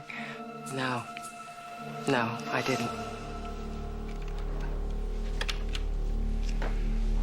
That was inert saline that Maggie put in the patient's eyes, not fluorescein. As a matter of fact, there was only one administration of fluorescein in the entire hospital today. Which was used on a chemotherapy patient suffering from possible corneal damage. Art, I must have stained my uniform when you gave him the test.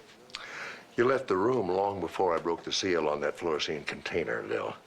Got those stains somewhere else. When you killed Art Amador. A.K.A. Martin Beckman. I don't know what this is all about, but it's not very funny. Murder rarely is. But you can't actually believe I had any reason to kill that Art person. You had a few million reasons, Adele. Your husband left you with no cash settlement. All you had was a few art pieces. Beckman's, right? Right. Well, there's no crime in owning Beckman's, is there? Well, it is a crime to murder the man who painted them. When you saw Beckman in his room today, you recognized him. If word got out he was alive, your Beckmans would have dropped in value overnight. Which drove you to a drastic decision. You smothered Art. And in the process, you got some traces of fluorescein residue on your clothes, along with some smudges of Art's charcoal. Corinne Hatcher was unlucky enough to catch you in the act. You took the water pitcher from his room and chased her into the room across the hall. You know what happened after that? Oh, my God. You're trying to trick me. You have no proof. We have all the proof we need. In trying to defend himself, Art got fluorescein stains on your uniform. I'm sure we'll find fluorescein stains on the handle of that water pitcher you used to kill Corinne. Then there's that smudge from Art's charcoal. And if that's not enough, we'll no doubt find Corinne's blood on your clothes.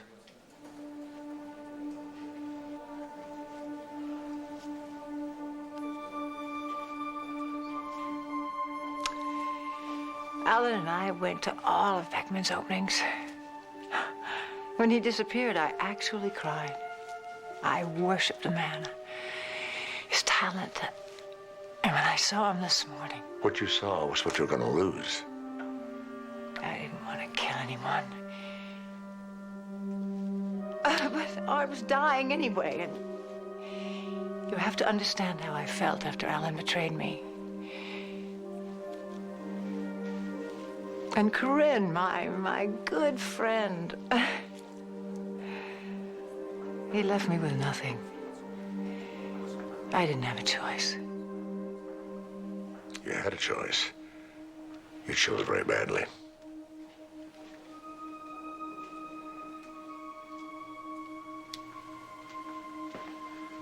Let's go. You have the right to remain silent. Anything you say can and will be used against you in a court of law.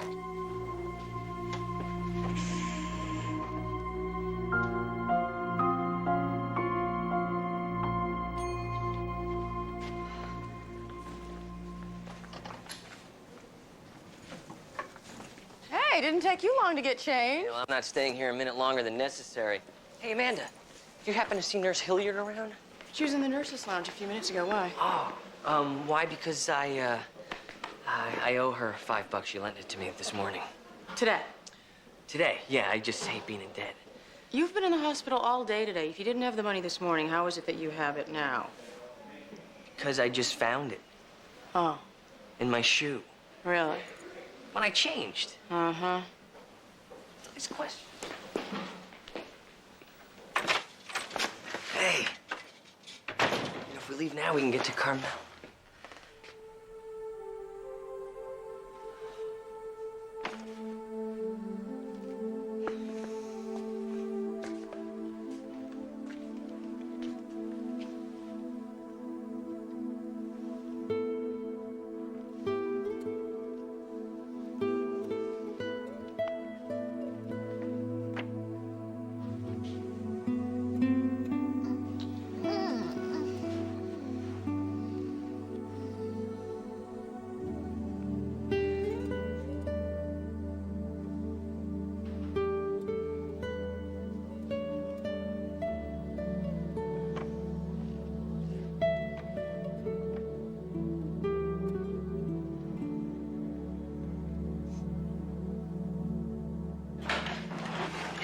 So Adele gave a complete statement?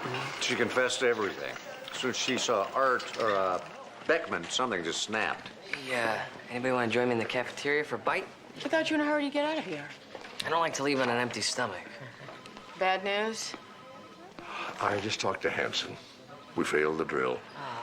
But don't lose hope, friends. He also complimented us for, as he put it, our swift and efficient handling of today's real emergency. And he said we've earned another chance. Another drill? 2 weeks from now. Which gives our new nursing administrator enough time to get us completely organized. More important, we'll all have a chance to catch our breath Code and... blue team to the ER. Code blue team to the ER, please.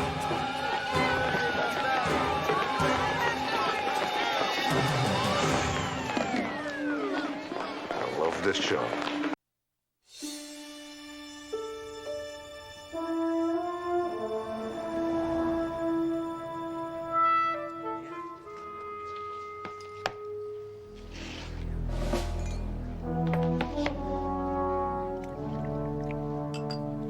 Bring down the biggest crime boss in L.A., and what's our reward? The best steak dinner in town. That's what he promised. Well, at 5 a.m., this is the best steak dinner in town. Your task force worked 6 months to get the evidence that put Gonza in jail. We could have waited 6 hours for a decent restaurant to open. Oh, 6 hours? Why not take a week to celebrate? Works for me. Aren't you eating? No, I'm not. Does he ever eat? I heard rumor he had an M&M once. That's the problem with being at the top. People are always spreading ridiculous stories about you. Well, with that comment, I'm heading back to the station. You two stay here and enjoy your meal. We'll do our best. You guys go home and get some rest. You deserve it. You're right. I'll see you back at the station at 9 o'clock. Gonza's hearing isn't until tomorrow. There's nothing for us to do until Steve testifies. And so, you think Gonza's the only criminal in Los Angeles? He's the reason that you created the special squad. Yeah, who told you that? I need some help cleaning up on table 2. I mean, yeah, let's go. I mean, get down!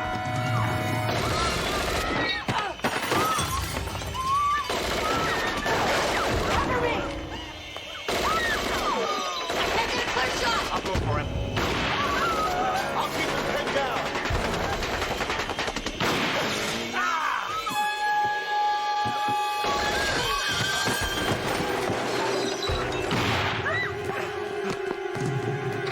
Oh my God!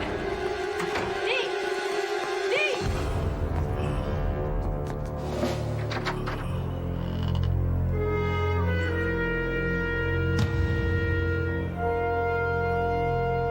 Call an ambulance! Streets, perhaps Lincoln Boulevard. There's a non-injury accident that's got the number 1 lane blocked on the 10 westbound at Eastern Avenue. Traffic is backed up for 2 miles. Things are flowing nicely, though, on 101 in both directions, all the way through downtown. There is a jackknife big break on the freeway at Diamond Bar. Mark Sloan. Dr. Sloan. This is Chief Masters. I'm calling you to let you know your son Steve's been shot. How bad? He's taken 2 in the chest and 1 in the stomach. He should be at the hospital in about 5 minutes. What have you got? Police officers, Oh my God, Steve! Get him up on number 2.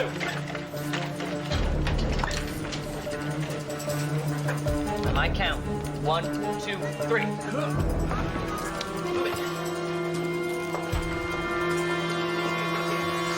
Pulse is 115 ready. BP 50 pal. Increased breath sounds.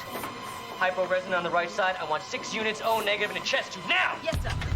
300 joules. 300. Clear? Clear. He's back. BP's dropping fast. Bleeding out. I have suction ready. Amanda, would you get those people out of here? Please. Good eye on them. Get ready to get back. Nurse, call Dr. Cregan and tell him there's no one free. Thank you, Chief. Are you all right? Yeah, I'm fine. Okay, look, this is what I want you to do. I want you to give me a background check on every patron and employee in that restaurant dating back to the time they had their umbilical cord cut. I want every license plate on every parked car within a square mile of that place logged and checked. You understand me? I want you to give me a police officer in every trash can, toilet, and sewer looking for anything, and I mean anything that may have been dished on this thing, okay? I want it in 2 hours. Is he lying? Doctor, look, yes. Look, they're working on him right now. Look, I just want you to know I'm going to get the guy who did this. Mark. How is he? He's not good. He's on his way to OR. Oh, God. I'll scrub up and see you no more. Mark, you can't go in there. I'm the chief of internal medicine. You're his father. Amanda, get out of my way. Mark, listen to me. You're in no condition to go in there. You're far too upset. You'll only be a distraction to those surgeons, and you want them to be concentrating on Steve, not you. Now listen to me. If that were CJ, what would you tell me? I'm sorry, Amanda. It's just, I gotta do something. I know. I understand, but you have to listen. He is in good hands. He's with Jesse, and all we can do is wait. Come on.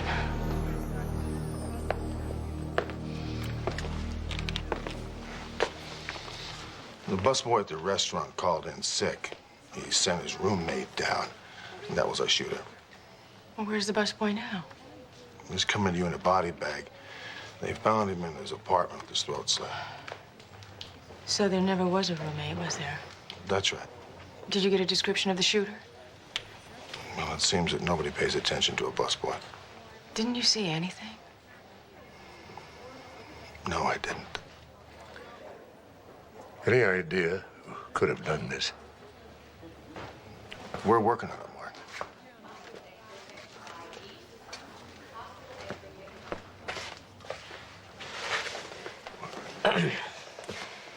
He's in the ICU. He's on life support, but there was massive internal bleeding. I'm not sure if we've saved his life or just prolonged it for a few hours. You want to see him, Jesse? Yeah.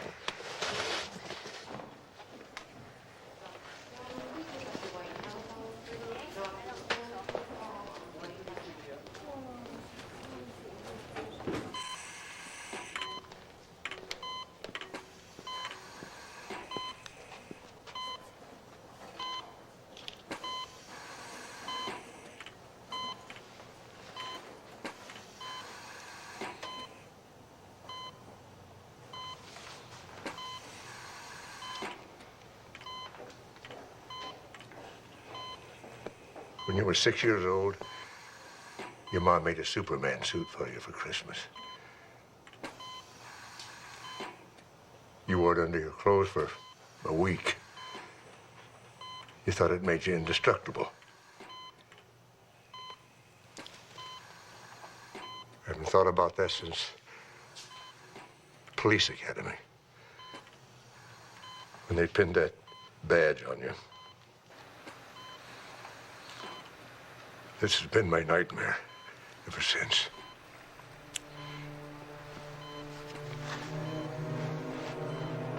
Gotta find out who did this to you. I'll make it their nightmare.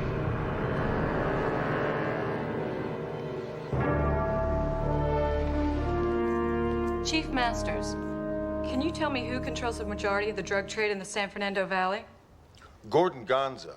He's also involved in pornography, prostitution, drugs, and money laundering. You know this for a fact, Chief Masters. Yes, I do. We had a detective working undercover in his organization for 2 months. He witnessed everything. Will the officer be present in court to testify?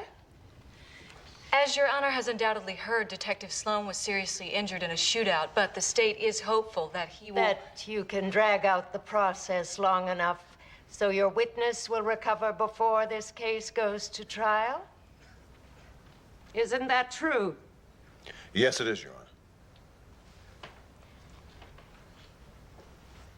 Your Honor, Gordon Gonza is guilty. The state cannot send him to jail based on your opinion, no matter how strongly felt. This case is dismissed due to lack of evidence. All rise.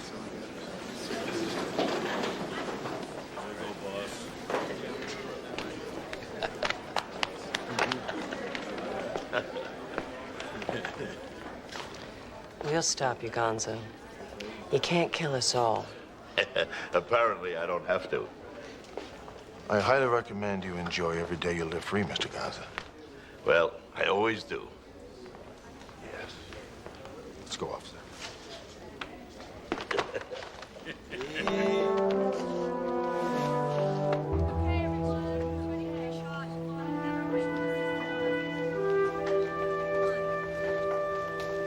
Excuse me.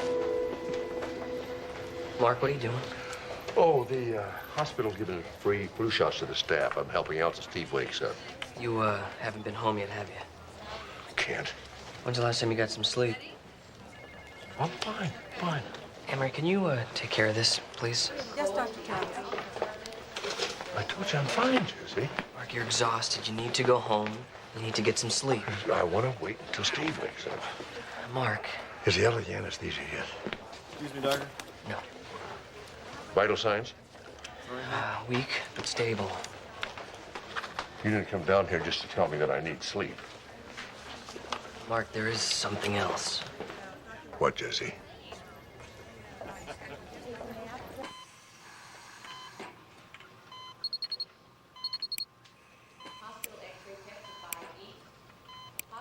Completely unresponsive? We'll keep a close watch on him. You know, maybe it could be the anesthetic. That's what we're hoping for. But, you know, maybe we should be prepared for the worst because the longer he stays unresponsive. Look, Mark, I just wish that I could lie to you and tell you everything was going to be okay. I wish you could too, Jess. It's the first time I hate being a doctor.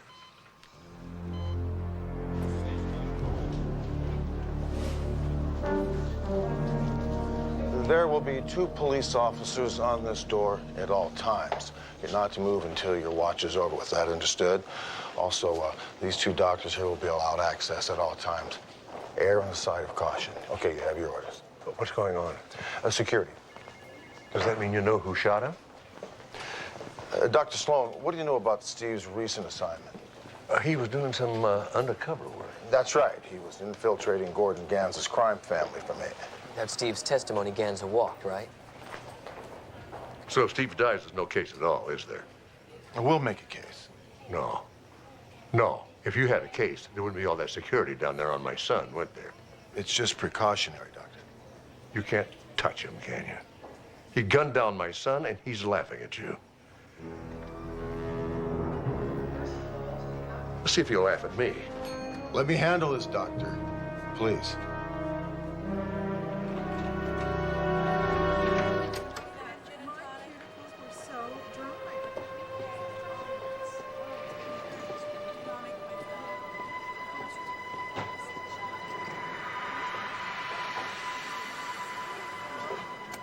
Well, Dr. Sloan, hey, this is a surprise.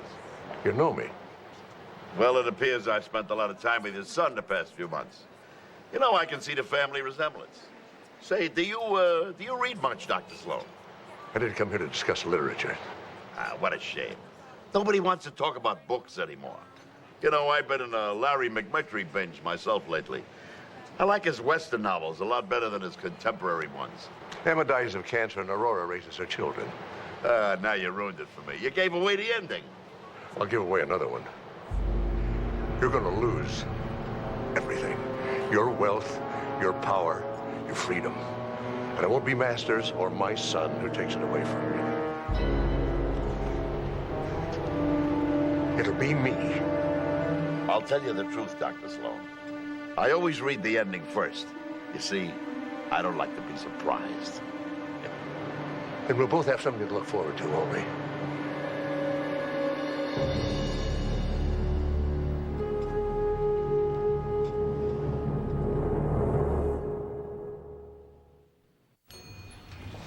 Oh, excuse me. How's Steve? No change. How are you doing? I'm fine. Mark, you haven't slept in 2 days. Have a cup of coffee, I'll be all right. No, you won't. I saw you bumping into people. You're putting open pens in your pocket. You need rest. Well, I need a clean shirt anyway. I'll rest after Steve wakes up and starts breathing on his own.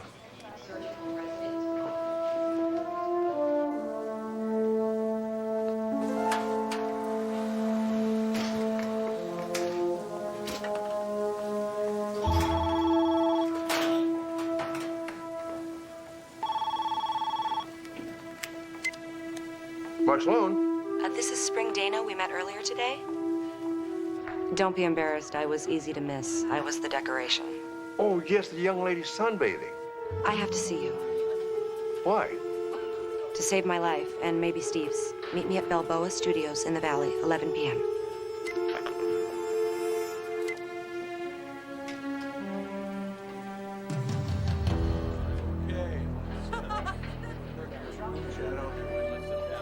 Roll camera and action. My reception is just fine. How's yours?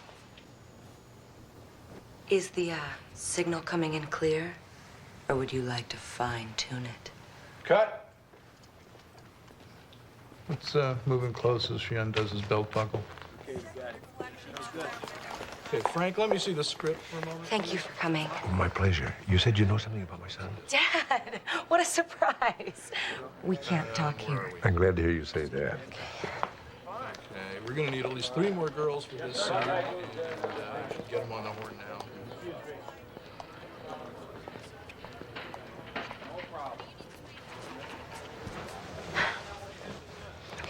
Steve promised me he'd protect me if I gave him information about Gordon, so I did. Now he's dying, and I'm next. I won't let anything happen to you. You're gonna protect me? What are you gonna do, Doctor? Threaten to give Ganza a throat culture? Look, I'll take you to Chief Masters. He'll keep you safe. Wasn't he standing there when Steve was gunned down? I mean, hell of a lot of good it did Steve. I'm sorry. Sorry. Look, Steve was really sweet to me, but I can't think about him now. I have to think of myself. Now, Ganza knows someone inside talked, and he's not gonna stop looking until he finds out who it was. He'll find me, and before I die, he'll make sure I hurt real, real bad. Look, that's why you have to testify. Just from what you told Steve, they can send Ganza away. I gave Steve numbers, bank accounts, things like that. I can't remember what they are, and I'll never have another chance to get at them. Masters won't protect me unless I can give him something in return, will he? Well, I don't want you putting yourself at risk. You can already measure my life expectancy in minutes. Oh. If I could find proof that Ganza ordered the hit, and that would help us both, wouldn't it? Look, Spring, come with me now. I'll give you some money. You can run away. And go where? Gonzo will find me. He always does. It's nice you care, though. I wish my dad was like you. I might have stayed in Twin Falls. Except I never could stand the cold.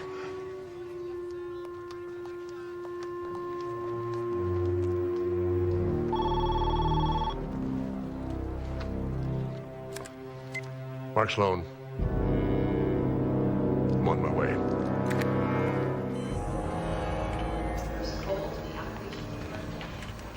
Is he awake? Is he communicating? Mark, he's in a coma. I'm sure you're gonna want to look at this, but the prognosis isn't very good. I don't accept that. Mark, Steve's not breathing on his own. The machines are doing it for him. That's why we have them, Amanda, to keep people alive. It's what we do here. But there's a difference between being alive and living. I won't give up on him. Well, neither will we. But what we want is not the issue. It's what he wants. Does he have a living will? I'm his living will. Jesse, I want you to take every measure necessary, no matter how extreme, to keep him alive. I'm not going to let him die. Got it. Mark, an orderly found this on the floor. Left it with me. Oh, I didn't even know it was missing. Doesn't surprise me. He didn't find my glasses, did he? Mark, it won't do Steve a bit of good if you make yourself sick. You've got to stay clear for him and for the choices you have to make. I've got to go. Please rest. Thanks.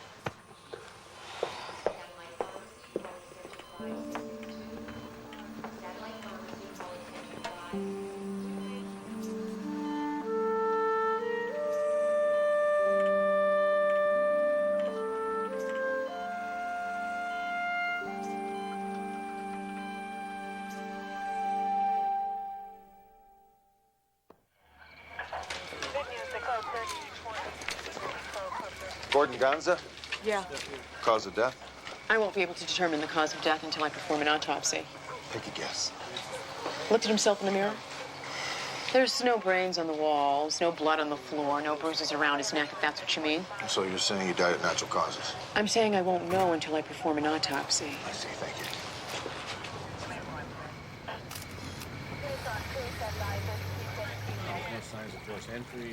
We showed up and he was dead. Cause and effect.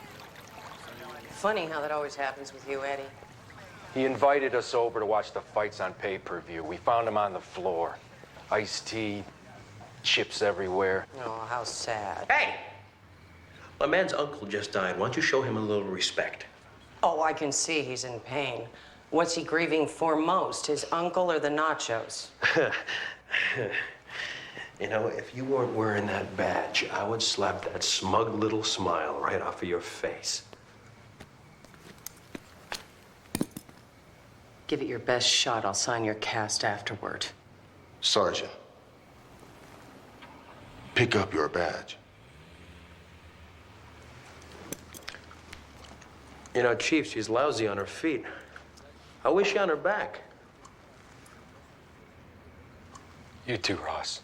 Out of here. All right, I'm out of here. Good luck, buddy.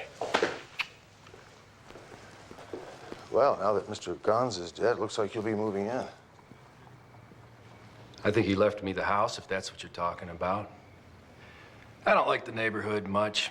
I'll probably sell it. Well, that's a good idea, Eddie. Invest in a new home. Perhaps Portugal. I don't think so, Chief. I like it here. Swimming pools, movie stars. This is my city. I incinerate all the garbage. All of it.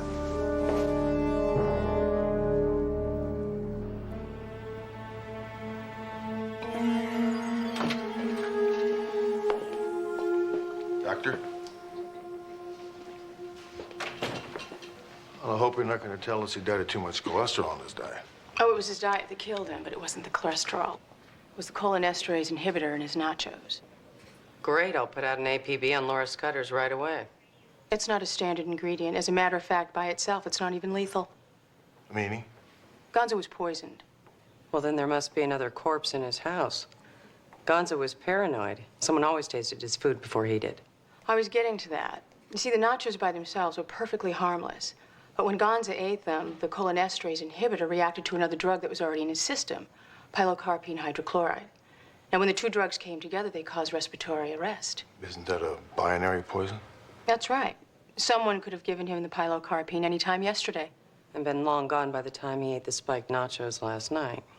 Still, only someone close to him could have pulled it off. Someone with medical knowledge. I can only think of 2 or 3 cases where I had to deal with binary poison. You and Dr. Sloan. Binary poison isn't something you just buy off the shelf.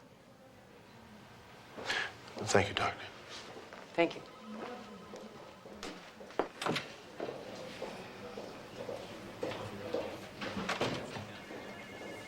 What was that all about in there? What? A comment about Dr. Sloan. Oh, nothing, sir. I just wanted clarification. Sounded like you were building a case against Dr. Sloan. I'm sorry, sir. I should have told you. The surveillance team saw Dr. Sloan at Gonza's Beach Club yesterday. Why wasn't I informed about this? I buried it, sir. You buried it. Let me tell you something, Sergeant. I'm the one that sets policy around here, not you. Don't ever do that again, you understand me? Don't ever do that again.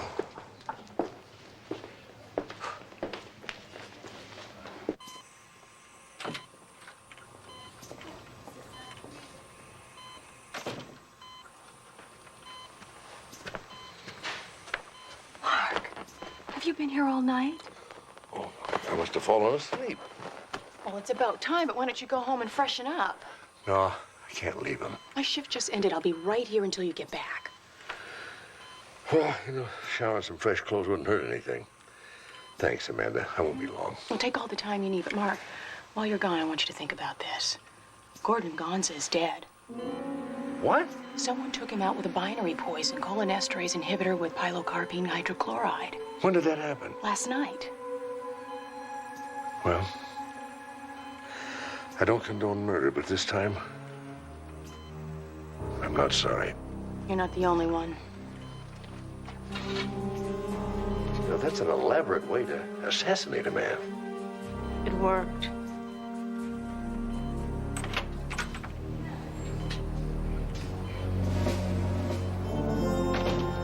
Back from lunch so soon? I sent out. You want the pastrami or the pastrami? Thank you. No problem, sir.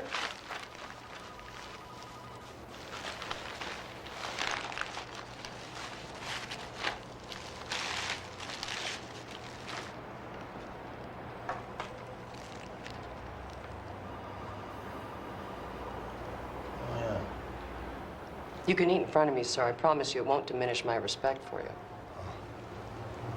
No pickle. I didn't know you liked pickles.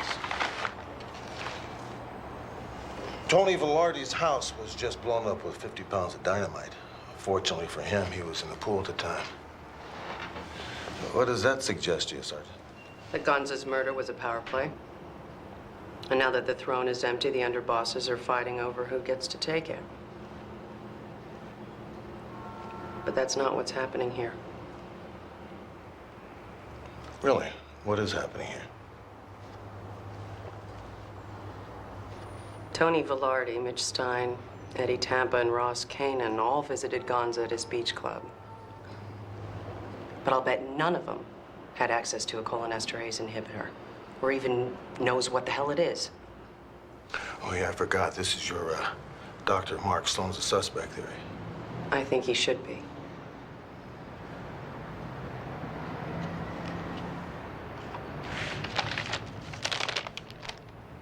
I was saving this, sir. I didn't want to ruin your lunch.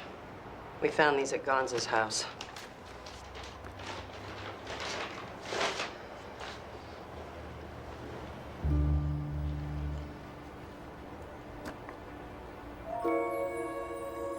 That's Spring Dano, Gordon Gonza's mistress.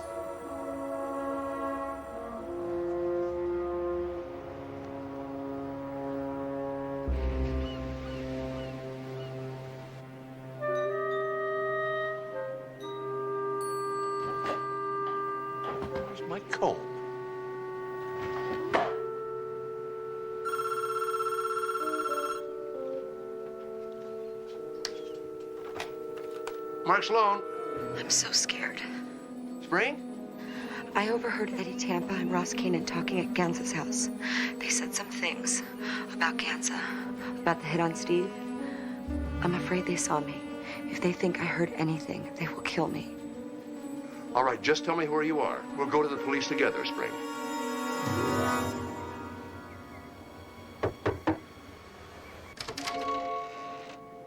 Spring? Mark Sloan.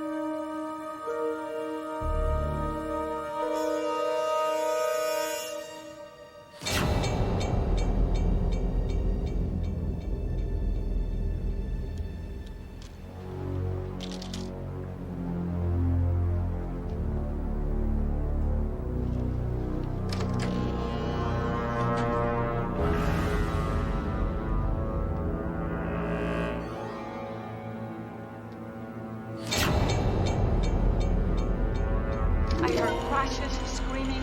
She was begging him for her life. That's when I called.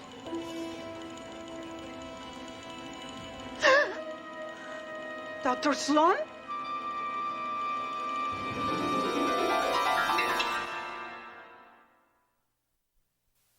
According to Carmen Martinez, the landlady, you were there 2 or 3 times a week. I was never in Spring's apartment before. Doctor, what were your things doing in her apartment? To make it look like I spent time there, Chief. The whole thing was a setup. The landlady is lying. Your fingerprints are all over the screwdriver. Well, I'm sure they were. They loosened the knobs on my kitchen cabinet so I would use that screwdriver and get my prints all over it, and then they killed her with it. You were at Gordon Gonza's beach club yesterday. You know I was.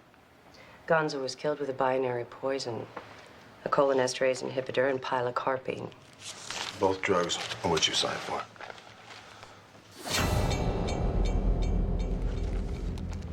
We found the empty vial of inhibitor in her trash. You gave Gonza part of the poison when you visited him at the club. My guess is in the iced tea.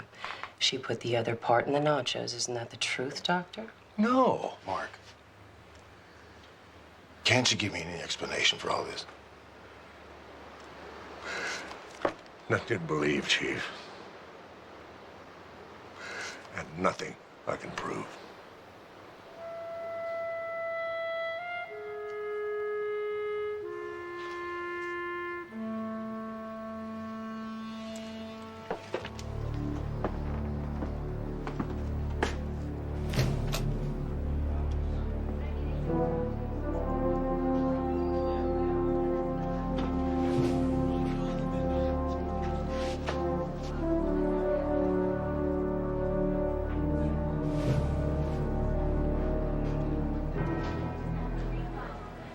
Dr. Sloan, you are under arrest for the murders of Gordon Gonza and Spring Dano. You have the right to remain silent. Chief, Tony Velarde and Frankie Caprice were killed. Velarde was run over as he left the hospital. Caprice was gunned down outside a restaurant in Santa Monica.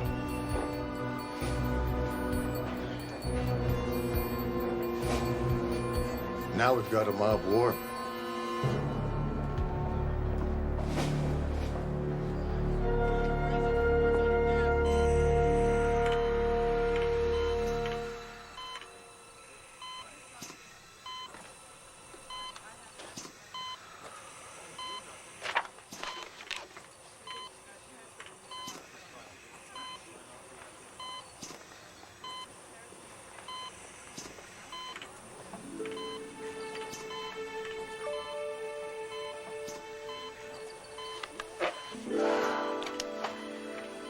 Certainly took you long enough.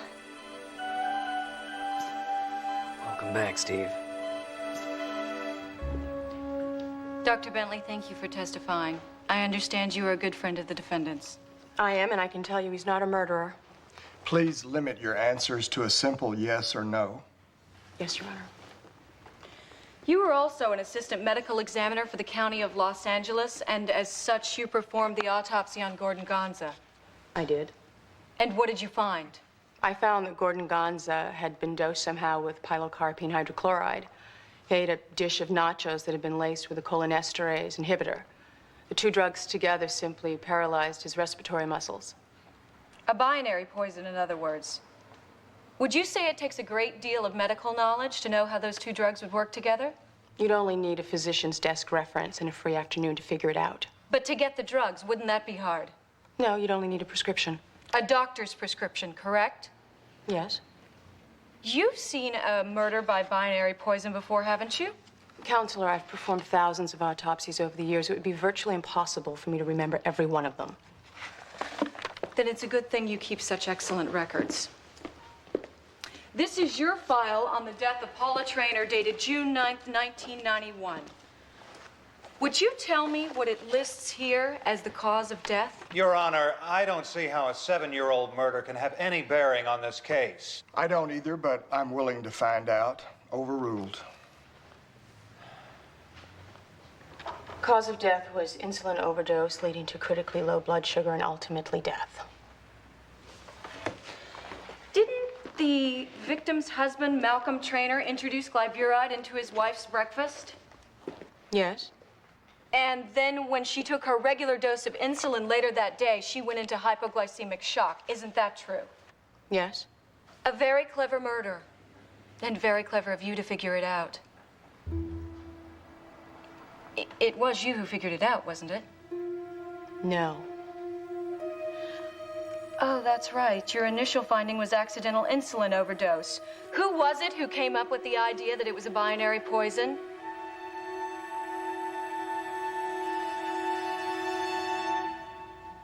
Dr. Mark Sloan.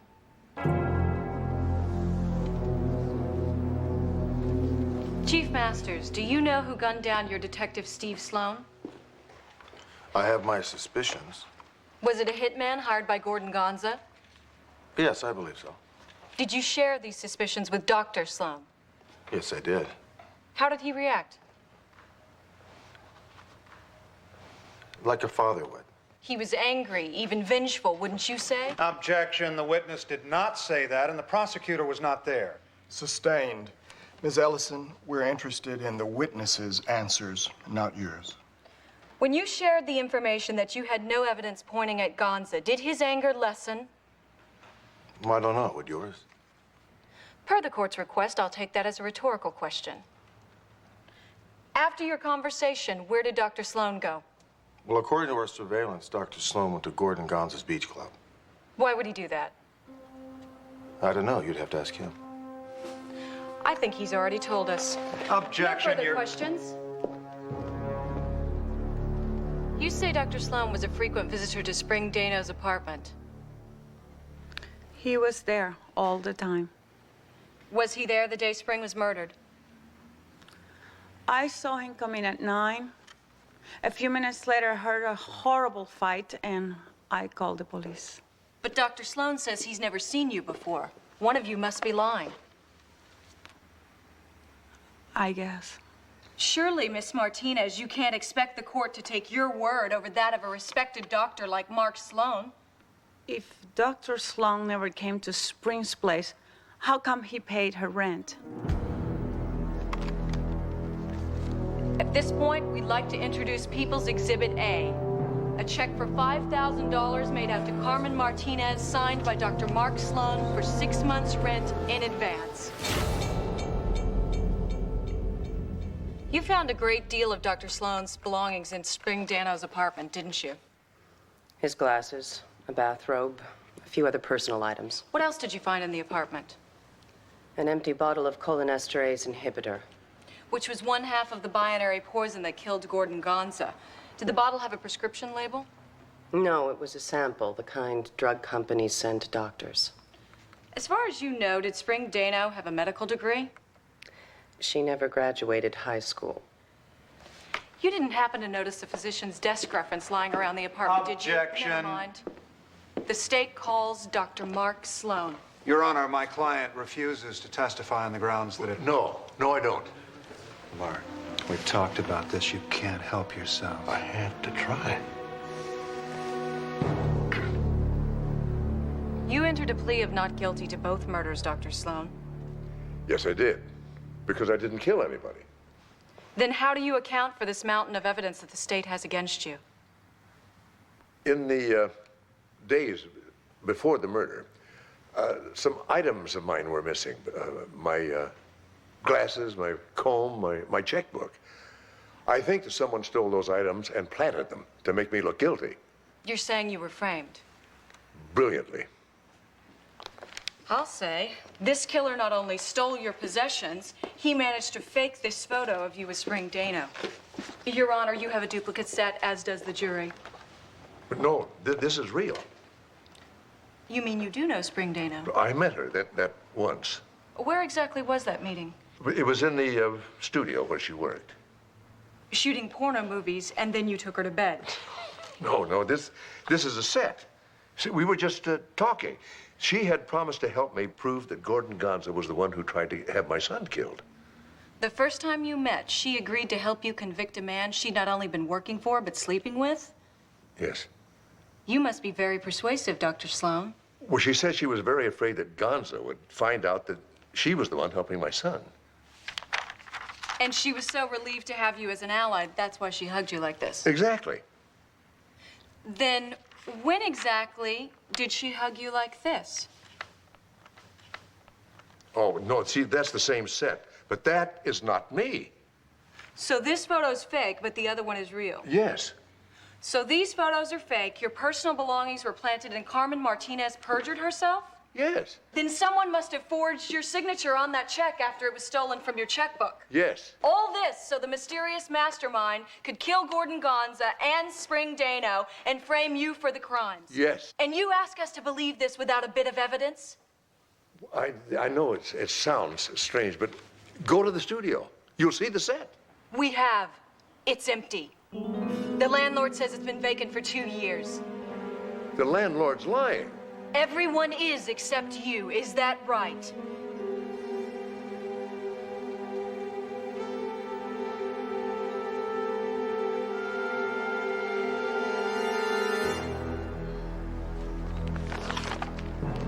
Dr. Sloan, one more time.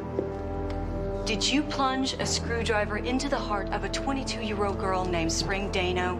No, I did not. Then can you explain why we found your shirt drenched with her blood in the alley outside her window?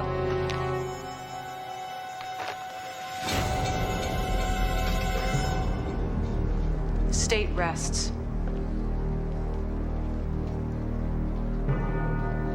Ladies and gentlemen of the jury,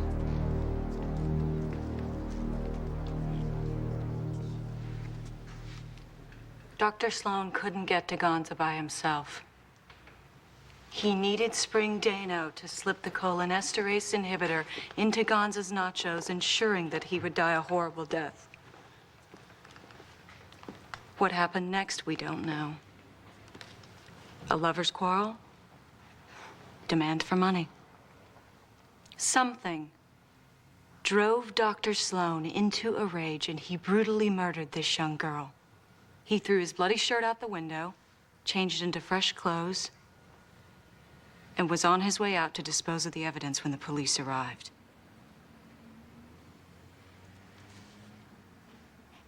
If killing Gonza was Dr. Sloan's only crime, we might be able to understand it, possibly even forgive it as the act of a grief-stricken parent.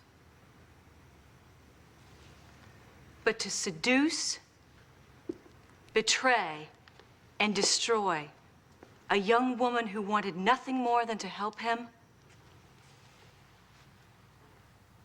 for that, there can be no forgiveness.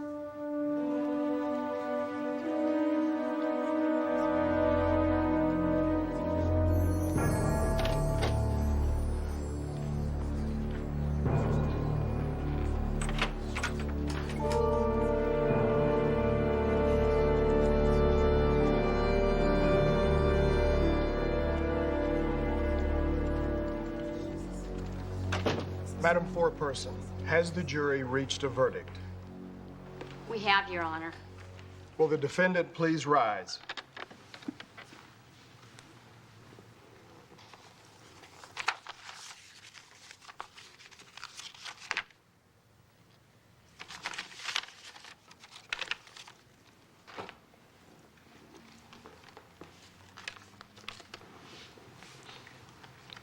Madam Foreperson. In the matter of the People versus Mark Sloan, the members of the jury find the defendant guilty of both counts of murder in the first degree with special circumstances. Dr. Sloan, I've admired you for many years. As a doctor, you've saved countless lives, and as a detective, you've aided the cause of justice. And now you have perverted everything that your life stood for. You've used your knowledge of medicine and criminology to commit the kinds of crimes that you spent your life fighting against. And for you, there can be no plea of ignorance. You knew exactly what you were doing, and you knew the consequences, and you chose to do it anyway. Dr. Mark Sloan, for the murders of Gordon Gonza and Spring Dano, I hereby sentence you to death by lethal injection.